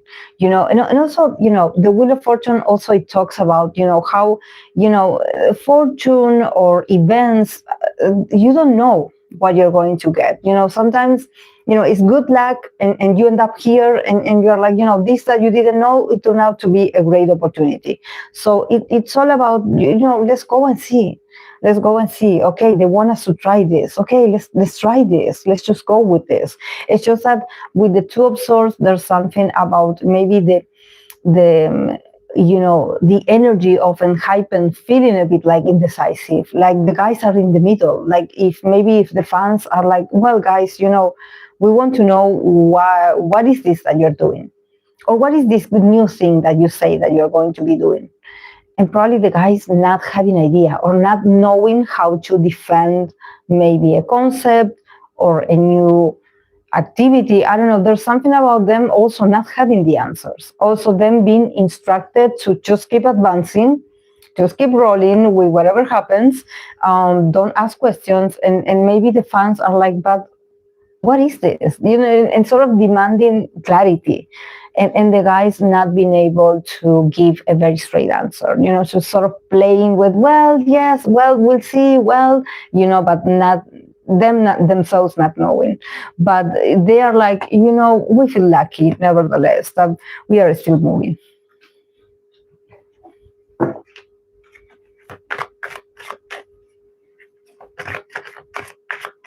Mm-hmm.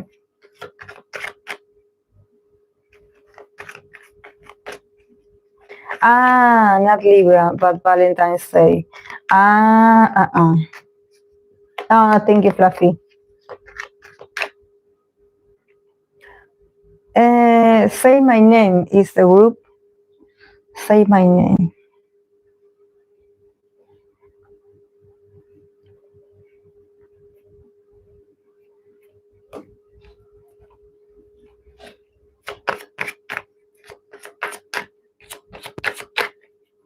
Let's see.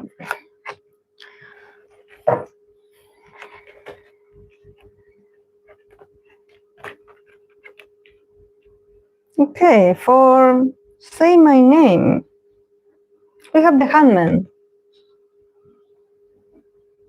And then we have the Seven of Cups, choices.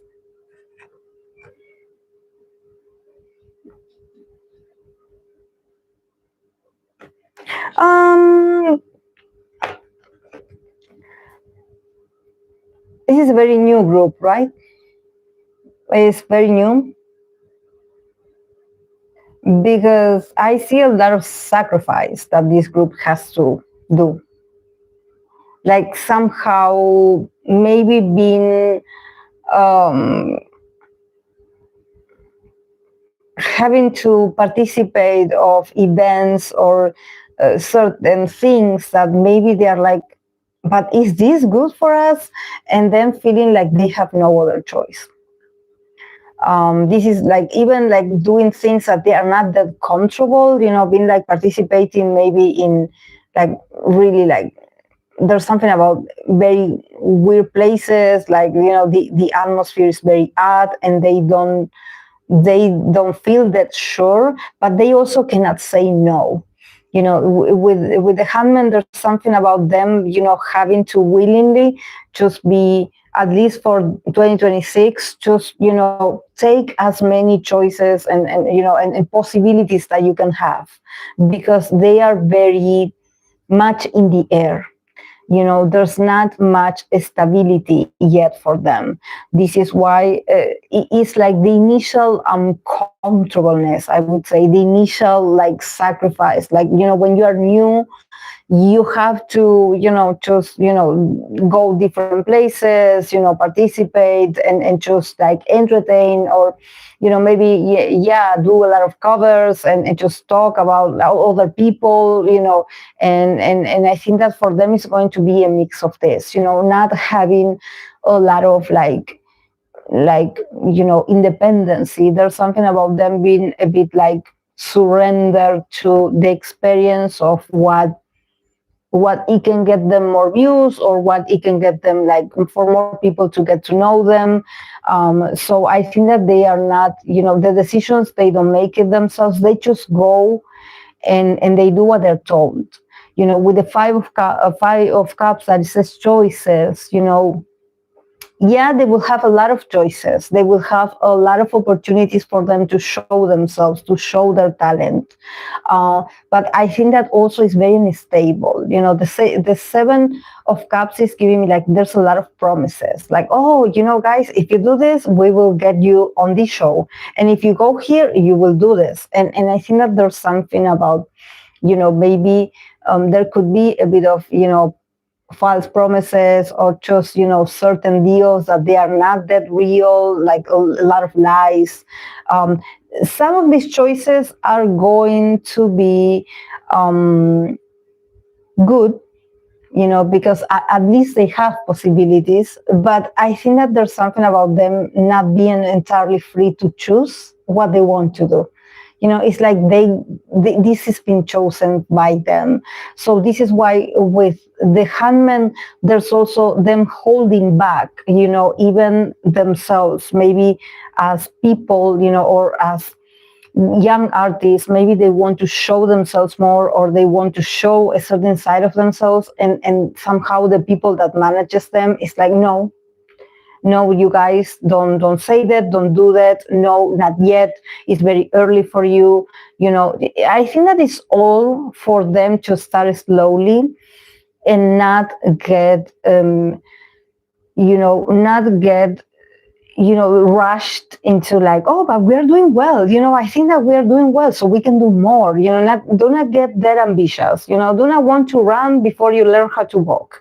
There's certain protocols in the industry that somehow with the handman is like, now you see it like you're not allowed to do much, but in the future this is going to serve you as experience, that is better to wait, or is better to be selective, or is better to stop and observe, instead of just going with the flow of like, oh yes, we want to be here and here and here, and we want to be here and there. Like I think that probably for them, they must be very ambitious. So the handman, it feels like this is so uncomfortable that you don't let us, like you don't let us do more, and we want to do more. But there's a lesson in this. There's a lesson in this. Probably, they don't understand it yet, but maybe, there's something about, a lesson that maybe these young groups need to learn. Maybe something will happen with a new group or with other group that is close to them, that is sort of like a warning of like what you shouldn't do while you are debuting, or while you are just starting. There's a protocol. There's a protocol. And I think that being in the handman, sort of like observing, staying quiet, yes, to take the possibility, to take the choices, but do not fully trust everyone, because these are very sensitive times, and probably there's a lot of scammers also. Like with the Seven of Cups is giving me like there's a lot of people that say that they want to have the group or that they want to invite the group, but they are not that honest, or they are not that really good for the group or for the image. So this is why they have to be careful. They have to, instead of rushing into like, oh, but we want to participate in this, I mean this, because we want to, we have the energy, they are so excited. But the Hammond is like, stop and observe. Not everyone in the industry is nice.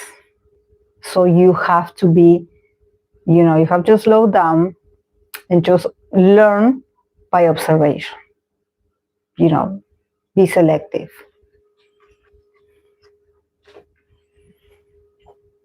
Mm.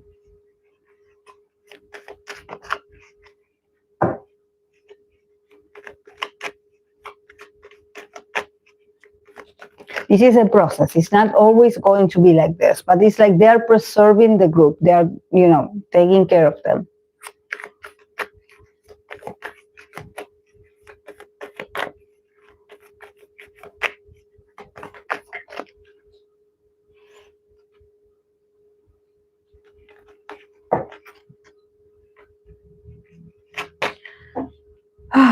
Okay, guys, I'm going to go. This was great.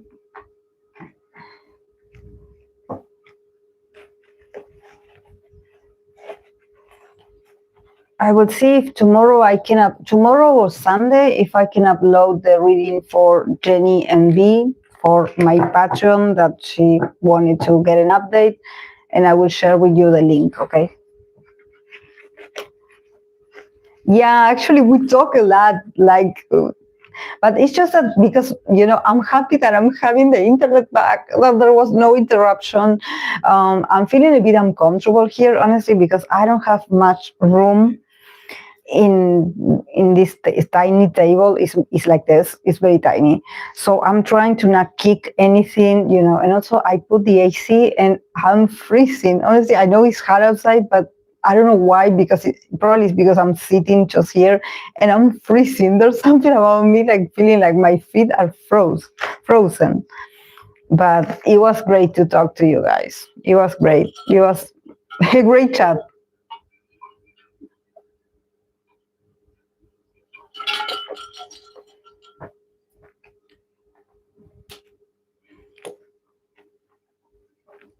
Yes. Thank you, Jedam. Thank you so much. Oh, and I don't know if I'm going to do it on Sunday. Probably next Wednesday, I'm going to start with the romance in 2026 for the artist. So if you guys, I will create the community post. I will give you time to put your favorites. But yeah, I will read for them so I can bring back the romantic Wednesdays. So yeah, be on the lookout for that, because I'm going to start with the romantic readings. Then I have to resume certain series, like what are they attracted to, or I have to sort of look for what series was the most popular. I don't remember exactly. I tried to investigate in the YouTube studio, but I think that they have no idea. Because I want to see what of all the romantic series that I did, what was the one that people enjoy the most. So I don't know. I don't know if you guys remember.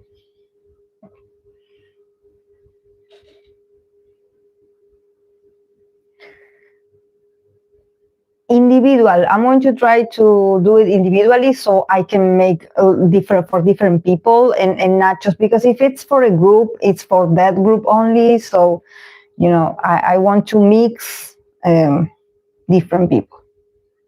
Ideal partner. The ideal partner was fun, right? Wasn't the spicy one like fantasies? I'm going to write down the two, and I'm going to see about the views. Which one? I think that the ideal partner was.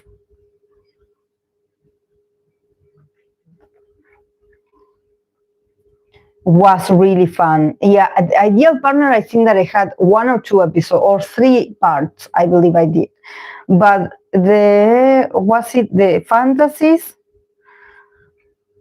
And then the other one was flirting. Yeah, how do they flirt?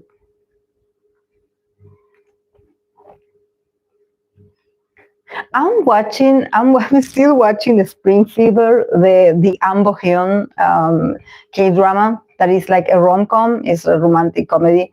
It has all the cliches in the world. Definitely, it's not like, oh my god, this is like the best series ever. But it's it's so he's so fine. Like that man is so fine. That man is. I'm still shocked. I'm like, I cannot believe Jisoo let that man go because that man is so fine. Like I'm sorry if I'm being like too focus on the physical. I don't know about his mind, his intellect, but that man is so fine. Like I was looking at it, and also he has a lot of like, shirtless kind of scenes, and I was like, that man is a dream. From whatever part you look at him, I'm not a fan of his face, honestly. I don't think that his face is cute, but his body, I'm like, what happened? What happened? Like I don't know. And also I'm like, I just hope he finds true love, or who also Jisoo. I hope that Jisoo also finds true love.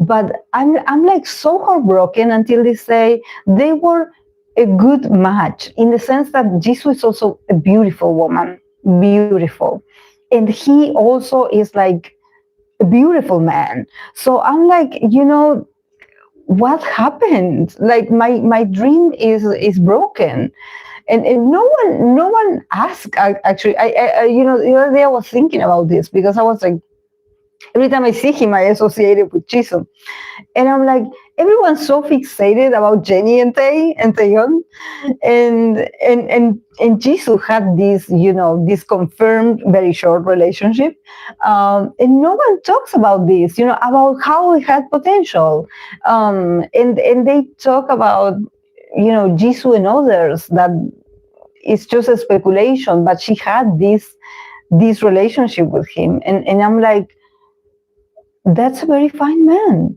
That's a very fine man. What happened? He looks so manly. Yes. He's so hot. Yes. The fantasies one. Oh, yeah, I remember. Yes. But yeah, it's been a while since I used this card. I have to pull it out again, like that I bought. Ahn Bohyun. Ahn Bohyun, Yashoda. Maybe it's not just her. Maybe it's not just her letting him go. Maybe it's him or both. I think he has a cute face. Kinda looks like Suho. He's got a great body. I'm like, I'm sorry. I'm salivating thinking about this one. He's got.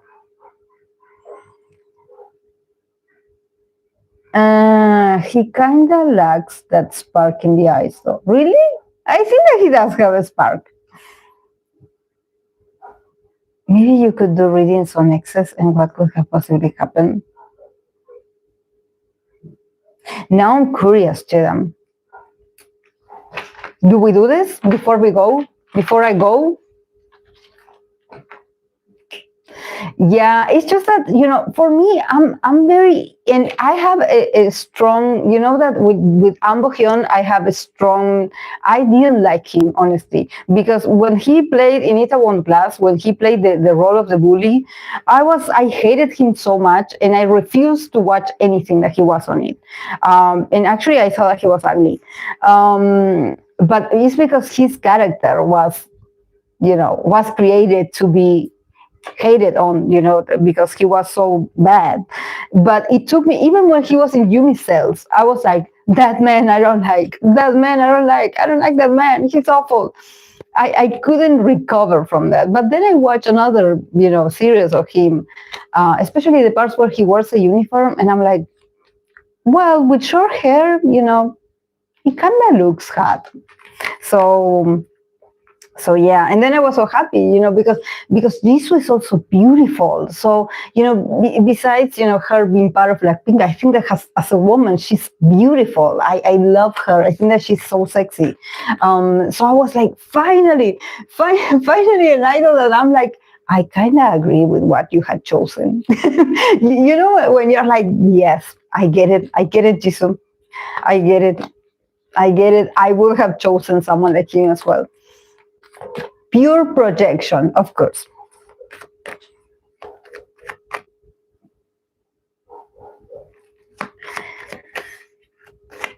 Maybe he does. I haven't really seen him much except in pics, but in pics he looks a bit too classic. Yeah, typical Taurus man classic. You must watch then Spring Fever. Spring Fever is cute. It's cute, and also the female lead is I believe she's a Virgo woman, so the two of them just play really good together. She's cute as well, the actress. You must watch it. It's a really feel good kind of romantic, cheesy kind of K drama. It's really good. He was great in Itaewon Class. I always root for idols having a normal relationship because it's not very common. Even though I don't necessarily stand the idol, it's comforting to know the idols still take a chance at love. They were so atypical as a couple, though. Yes. I was like, am I seen well? Am I seen well? Because that sometimes very famous idols, female idols, they sometimes when they retire, sometimes they announce their marriages, and you look at their partners and you're like, oh my god. Like I am sure that the men are great or that they are a really great partner, but sometimes you look at them and you're like, yeah, like she's beautiful. you know She-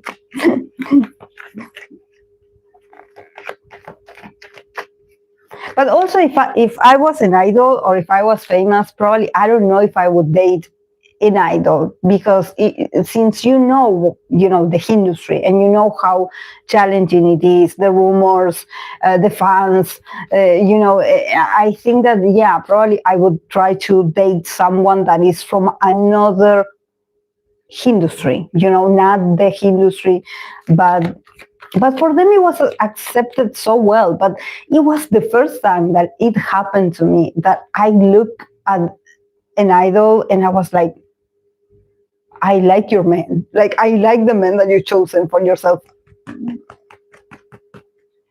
based on my particular, you know, taste. Yes. That was such a surprising couple. And also the fact that it was so surprising. I just love that because I love that. I love that. Mm.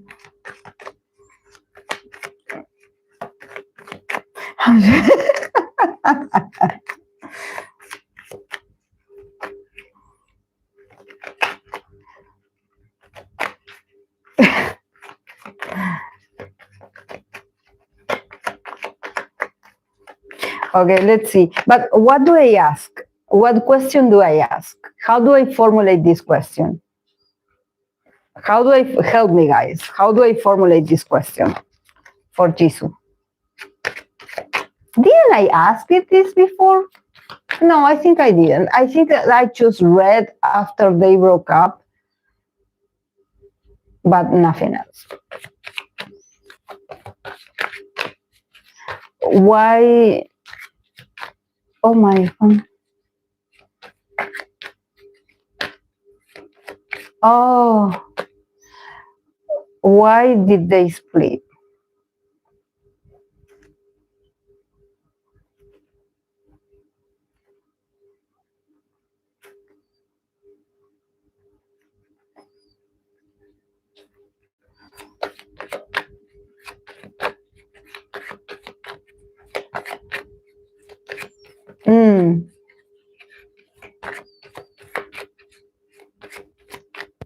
Okay.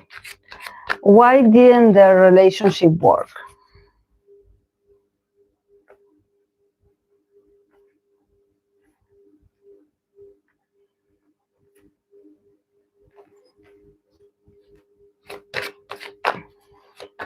And what do they think of themselves now? What do they think of each other now? Yeah, you already have the questions. Yeah, what did Jisoo and Ahn Bohyun split or broke up, and why didn't the relationship work?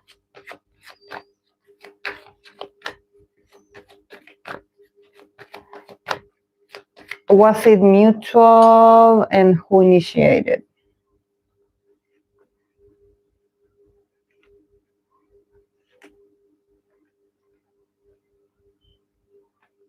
Okay. Okay, let's go back to the past. Let's go, because this happened a while ago, guys. Let's go back to the past. Let's focus. Oh no, I cannot use this because here I have the major arcanas only.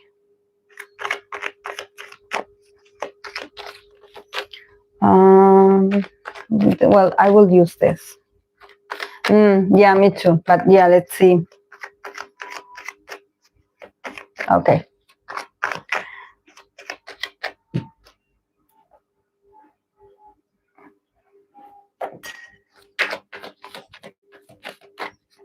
Let's begin. Why?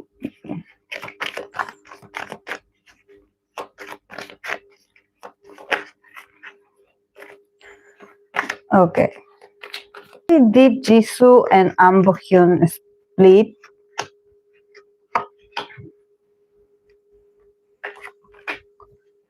Why didn't the relationship work?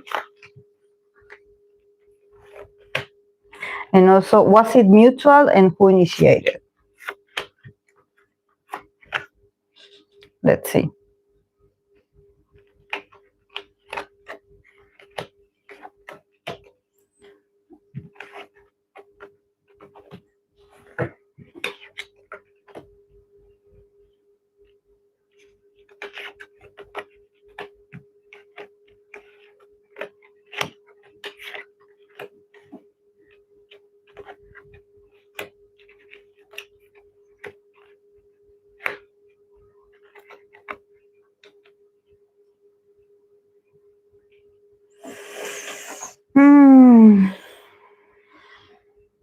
Yeah, it was definitely it was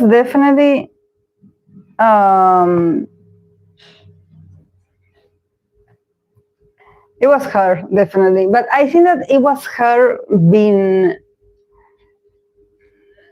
very into, like, very introvert, or not introvert, very much inside herself. There's something about her, sort of dissociating in the relationship, or wanting to be alone, or distancing herself, like, emotionally from him. And there was like this silence, or there was like this absence, like, yeah, I'm with you, but I'm not engaging. So yeah, it's her, definitely. Okay. Why did Jisoo and Ahn Bohyun split or broke up? And we have the 10 of Swords. We have the Strength card, and we have the Lovers. And I place it like this because I was trying to get into their energies. Jisoo being this part, and this part being Ahn Bohyun, and in the middle the relationship. Just like I probably said this when I read for them after they broke up. With the 10 of Swords from Jisoo's part, I think that there's something that about her, she was already like seeing the end. For her, breaking up, it was the ending of a suffering, or the ending of agony, or the ending of, like, I feel very uncomfortable. Maybe it's because, her, like, mentally, or her because of everything that has been going on with her personally. she wasn't like in the right mind to be in a relationship. There's something about both of them really with the strengths card in the middle. There's something about them, holding on very tight to, okay, if we wait, maybe, with time, let's not rush. With time, maybe, you will think better of me, or, the feeling.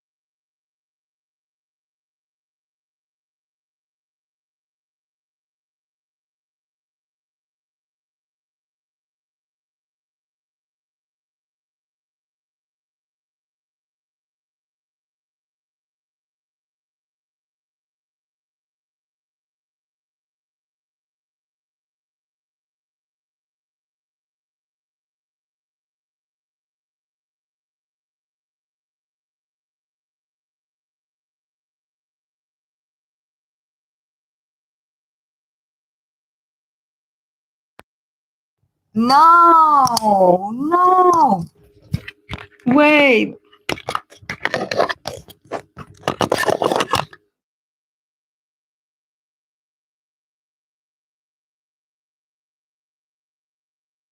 Talking. Let me know if this one, if this one holds up. Thank you, guys. Yeah, like you told me, I was just ranting. What and from what part did you hear? What was the last thing you heard before I lost? Ah, because I get in this one, I don't know how long it's going to hold, but ah.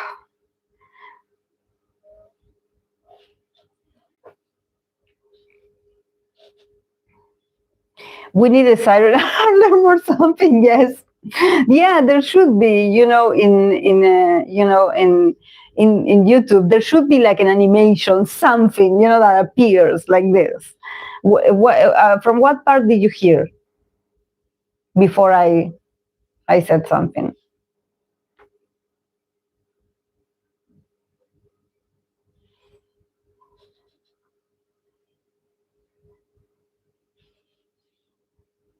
You can pretty much restart from the beginning.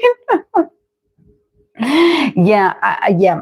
The Ten of Swords from her part, is giving me like when you when you are tired of people throw their opinions on you, and somehow I think that she has a lot of voices telling her what to do.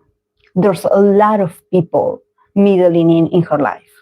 I think that for Jisoo the most. I don't know about the other members, but I think that yeah, they could, just maybe being like, oh, you shouldn't date, or they could have said something, that sort of like push her like, okay, I'm already fed up with all these comments and with people telling me what to do and how to live my life. I'm already in agony. I'm already tired of like, there's a lot of people busting in her ear. And I think that this definitely talks about boundaries. I think that probably Jisoo is a person that she still, relies a lot on other people's opinions. She asks she probably wants to know, okay, what do you think about this, this experience? Because, I don't know myself. So how was this for you? So she sort of allows, other people to give their opinion randomly, and maybe these people that they just very freely, tell her what to do and how to live her life, they are not even her friends, or they are not even authentic. They just talk because they have a mouth, and she takes it in. She takes it. She takes it. She's like, probably if they criticize her, they're like, well, we say this because we care for you. This is why. But I think that there's a lot of negativity coming from these feedbacks. It's not like, oh, I have a lot of friends and, people just comment things to me. No, this is more about like everything that people say to you is negative. So probably I wouldn't be surprised if there was someone, like some people, I think that is women. It's women in her life. Either it's like older sisters or like older woman, or that, they project on Jisoo. So maybe, they're like, well, I'm getting to know him. I think that he's cute. And they're like, are you really sure that you want to, sacrifice your career like this? Because, he has nothing to lose, but you have a lot to lose. So, giving a lot of negativity, giving a lot of like, um, these people that give you advices that you don't even ask for them, but she allows it. There's something about her that she really genuinely wants to know. She's like, well, if this person that is older or more experienced than me, she seems nice, so she seems to care about me. So maybe what she says is true. So there's a bit of naivety also from coming from her part. She sort of takes all this is why when we think about the Ten of Swords, we think about this person lying on the ground with the 10 swords stuck in their back. Because there's something about like, wow, everyone has so many opinions that I'm a bit like, I don't know who to listen to anymore, because they seem to think that everything that I do is wrong. There's something about people questioning her decisions a lot, or belittling her achievements. I mean, like, are you sure you want to do that? Are you sure? And they install the doubt on her. So yeah, I think that she probably backed down because she's like, I think that this is not good for me. I don't feel okay. I'm worried. I'm stressed. I'm under a lot of stress. So I think that we should split. Also, the relationship, the strengths card. There's something about them. They probably wanted, things were advancing very fast. Even they were maybe catching feelings. Things were like very passionate. But with the strengths card, there's something about them having self-control and being like, we could have advanced further, but we didn't, because, she was full of fears, full of like, whatever people were saying, she was like, oh no, they said that this, and what if this, and what if they're right, and what if I mess up, and what if, like, no, not in the right mind to have a relationship, not at all. But they did try to hold on very tight. They did try. I think that mostly him. He was very patient with her. He was like, okay, I understand you're having a bad day. You are very busy. I get you. I will be patient. But, also, he has the card of the lovers that says duality. So I wonder if he has like Gemini placements, that he have a Venus in Gemini or something like this, because it's giving me like he was also, interested in her, but probably there was something about his character that it seemed a bit dual. It seemed like a Gemini. Like like, well, whatever you say, but you just said that you want to work on this, and now you say that it's up to me, whatever I say. So you're basically agreeing that we should end this. So I think that also this maybe hot and cold from him, he's sort of been like, maybe his own pride, him not wanting to look desperate in front of her. So it's like, oh, okay, you want us to distance, you don't want us to be together anymore, okay, whatever you say. Somehow like being hot and cold is giving me Gemini. It's giving me Gemini energy. But yeah, I think that they tried. They really wanted it to work, but she had a lot of insecurities. She had, I think that it's not insecurity of the relationship. I think that she had a lot on her mind, and these things that she had in her mind, there was nothing positive. There was nothing positive. And also probably him also with the lovers being, yeah, very charming, being very loving, being very playful, but with the kind of duality with the lovers, it's like I would doubt if someone comes with the lovers attitude, like you said that you like me, that you would die for me, and then the next day you act all like a diva and you don't answer my calls or you don't answer my messages and you leave me on red. Like I think that he has that sort of duality that I think that he can be charming when the swift is on. He can be the most charming, sexy, and amazing man, and also I think that he's very playful, but like an actor, like the actors are usually able to switch it off, and then he gets serious and cold. So, but I think that is because he doesn't. I think that it maybe depends. Like, there's people that don't react very well to feeling rejected. So maybe he was like, "Oh, you want to break up? So, okay, whatever you say, you know." The other cards, what didn't the relationship work? We have the magician from her part that it says creation. We have the death card in the middle. And we have the hangman from his part that it says surrender. I think that the relationship didn't work because it had to change. It had to evolve to a new system. They had to change something in order to stay together. Something had to die. Something had to be transformed completely in order for them to stay together. Either it's someone's routine, or it's waiting for someone's routine to be over, or it's waiting for the other person to, not be that busy. Something had to change. There had to be like a drastic change, and probably they knew that the change was going to happen. Maybe it's like, okay, my schedule has changed, and now I cannot see you that often. I will be gone for a few days. And there's something about one of them being like, I cannot wait for you. I cannot do this change, this transformation that you want me to do, because I also have my things, so I also have my schedule. I think that the creator in this, it was Jisoo. Probably she was the one that was the most in her creative state. She probably was the one that was the most busy.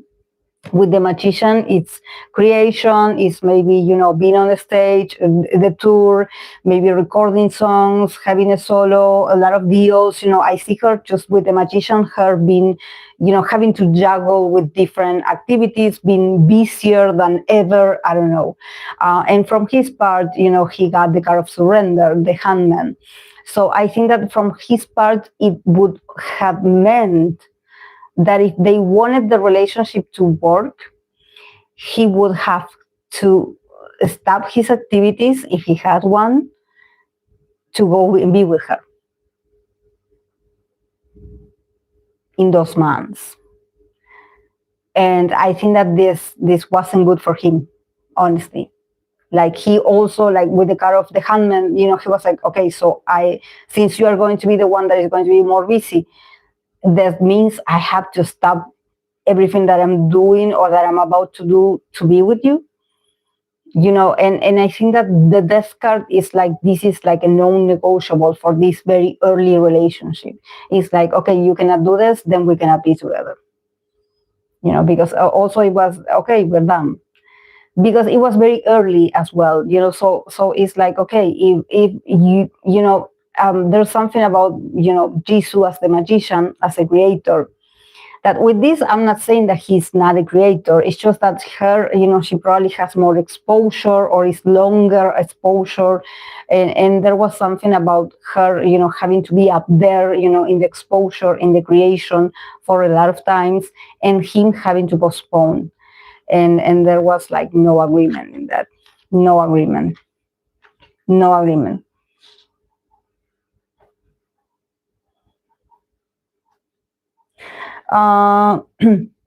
Was it mutual, and who initiated?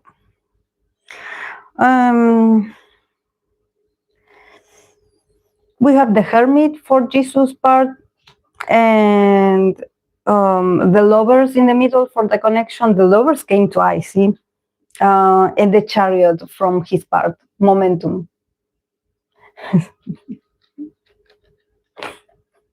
I feel like he was like, I'm laughing because it says momentum, and instead of the chariot, we have like a magical broom. Sort of speeding, we're like, well, bye.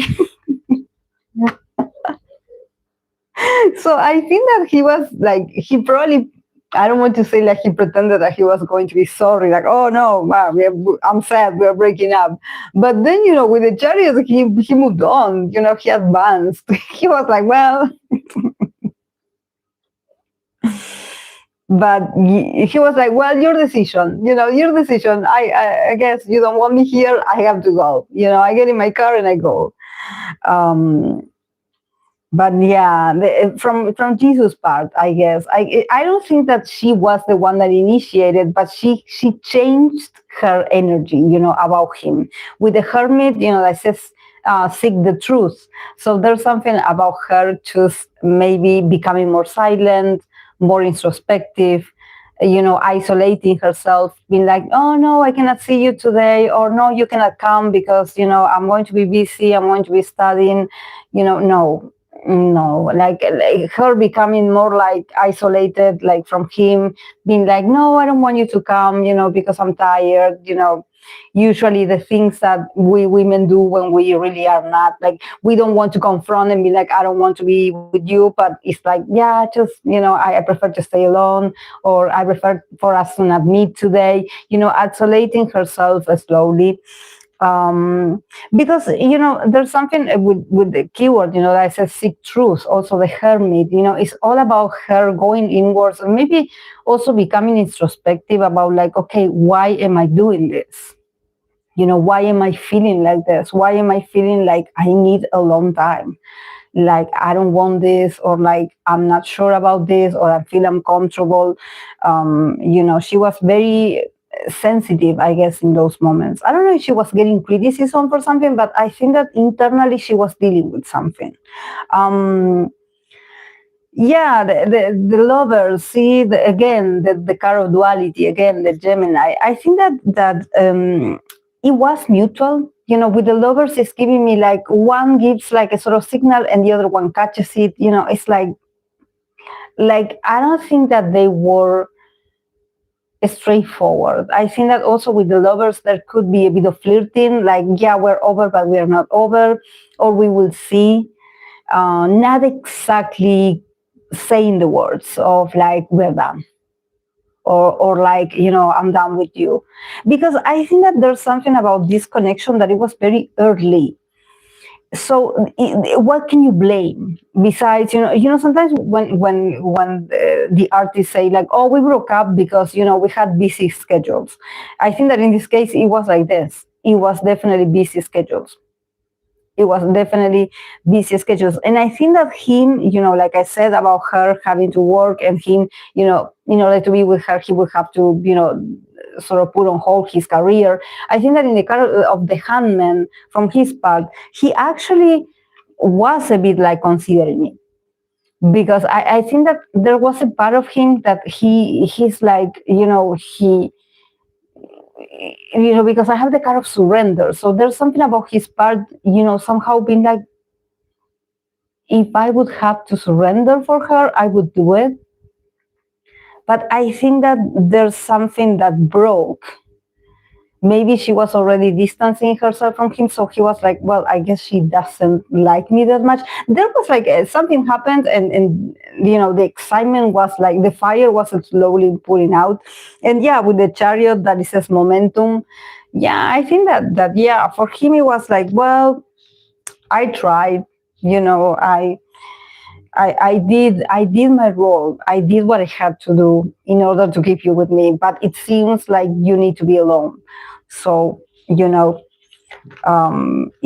from the other part you have the hermit, there's not much that you cannot reach to the other person if the person is on hermit mode, because they don't want to tell you, because probably they don't even know themselves what is going on. They just know that they need to be alone.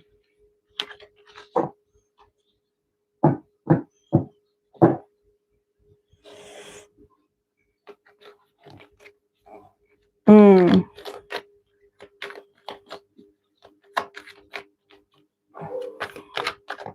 Why did they even start dating? Let's see. Why did they even start dating?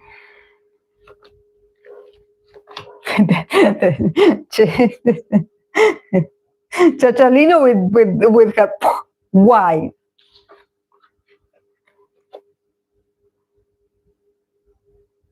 Yeah, they were exploring their options. We have the Six of Pentacles and we have the Page of Wands. Six of Pentacles, it says generosity, and a Page of Wands, exploration. So they were curious for each other. Also, the Page of Wands is like, I like you physically. Like, you know how I was describing it? I was like, Jisoo, you got a very fine man. Like, in my eyes, I'm no expert, but I look at him and I'm like, I will go there too. But I think that it was definitely, this was mutual, two hot people just, feeling curious about each other. There was like initial spark. They're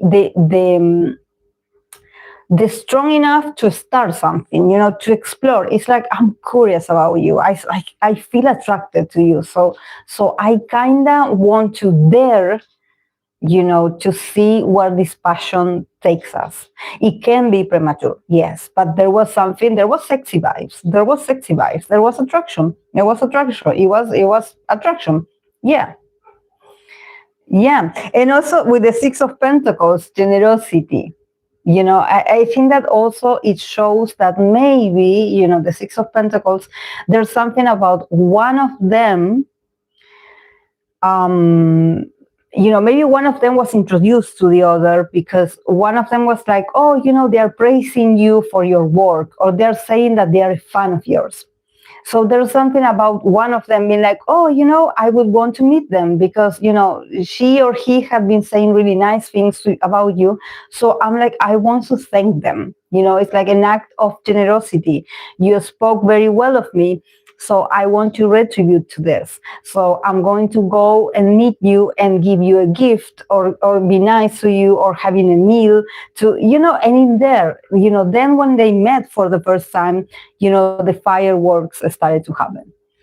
But it felt, with the Page of Wands, it felt like something that you don't feel often, but also is very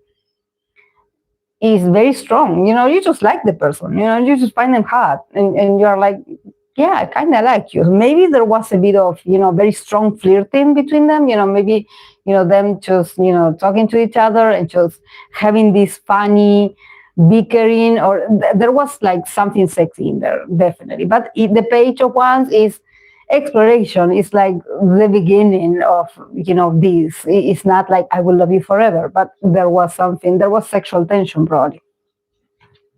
It started with generosity. We cannot blame her. I think that I would fall, definitely.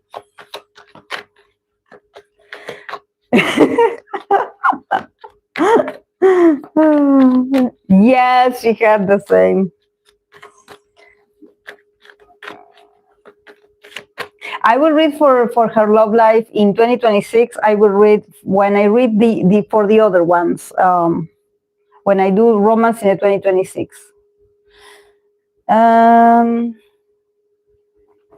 Did her relationship with Jung Hain have something to do with her uncertainty? Let's see.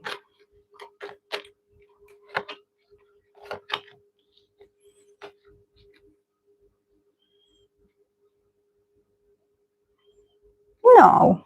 We have the High Priestess, and we have the Six of Pentacles. So generosity. Could it be that he introduced her to him? Because I got the curiosity when they first met. And then about Jung Ha-in, I have the curiosity card again.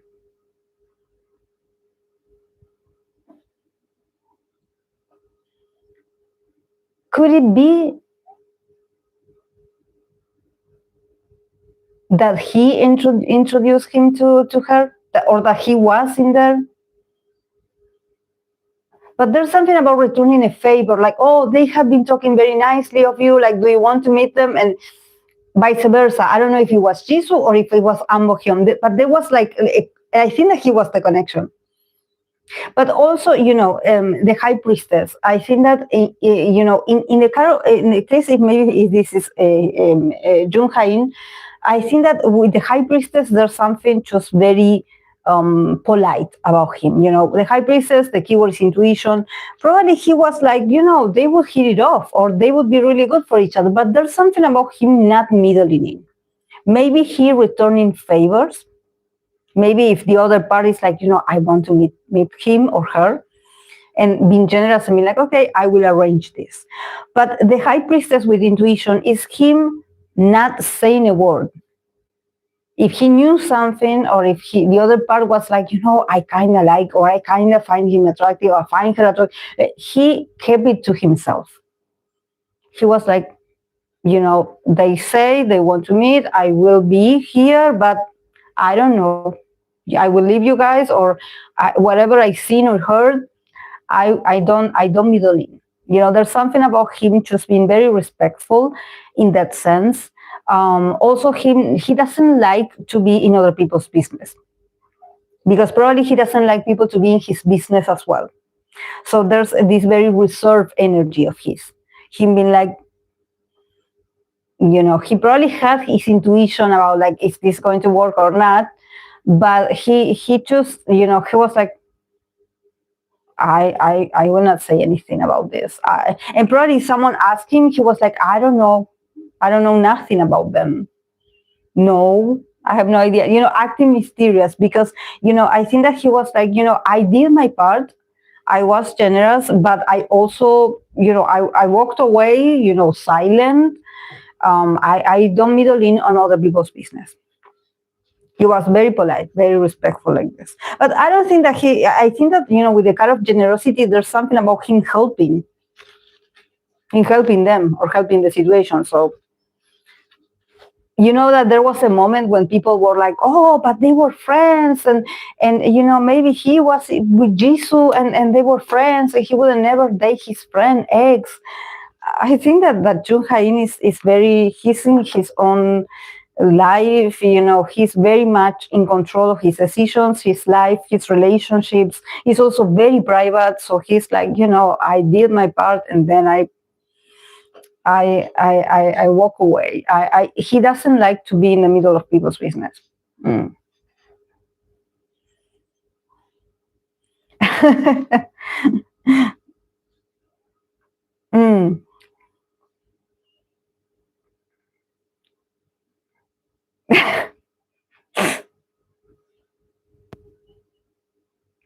Okay, I clarified the that now that we were talking, I clarified I was like, why is this man so fine? But yeah, he gives me Gemini vibes. Like, I think that Ahn Bohyun is like, I'm like, he is the kind of Taurus that he's dangerous, because for me, there's two kind of Tauruses that I usually attract, the same two, so I can smell them when I see them. That is the Taurus with Aries placement and the Taurus with Gemini placement. I think that the two of them are very like, they can promise you the world, and they are players, like they will recover, they will swear that you will be the love of your life, that they will not get over you, that they will do anything. But then at the next day, see, they are out the door, and they are like, who? Bye, next adventure. Well, that's great. I love it for you. Well, probably Taurus with Aries placements is more courageous. It's more like, they will tell you, if you ask them, they will tell you. They are more like honest about like if they want to seduce you or if they want to be with you or not. They're very straightforward about their decisions. Yeah, probably it's the Gemini combination that I don't like. Mm. Mm-hmm. He's super stubborn and very neato. That's good.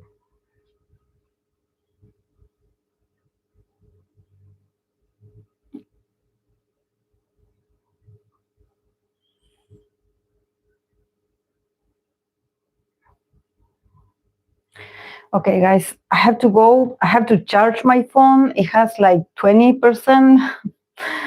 So, yeah, thank you so much for being here. Thank you so much. Thank you, the internet, for working. Our first live stream of 3 hours plus, 4 hours, 4 hours of us ranting. Thank you so much, guys. Thank you so much for the patience. Thank you so much for coming back. Thank you so much for managing, the comments because it was not filtered. Thank you so much for everyone that joined. And yeah, I will see you. I don't know if I will go live on Sunday because, today is Friday, so it's very close in date. So probably on Wednesday, I will start with Romance in 2026, and then we will see about the romantic series that I will resume. But thank you so much, guys. I'm more relieved. I'm happier that that we had this live stream without interruption because it was getting on my nerves. I was spending a lot of money on data that it wouldn't last like more than 5 minutes.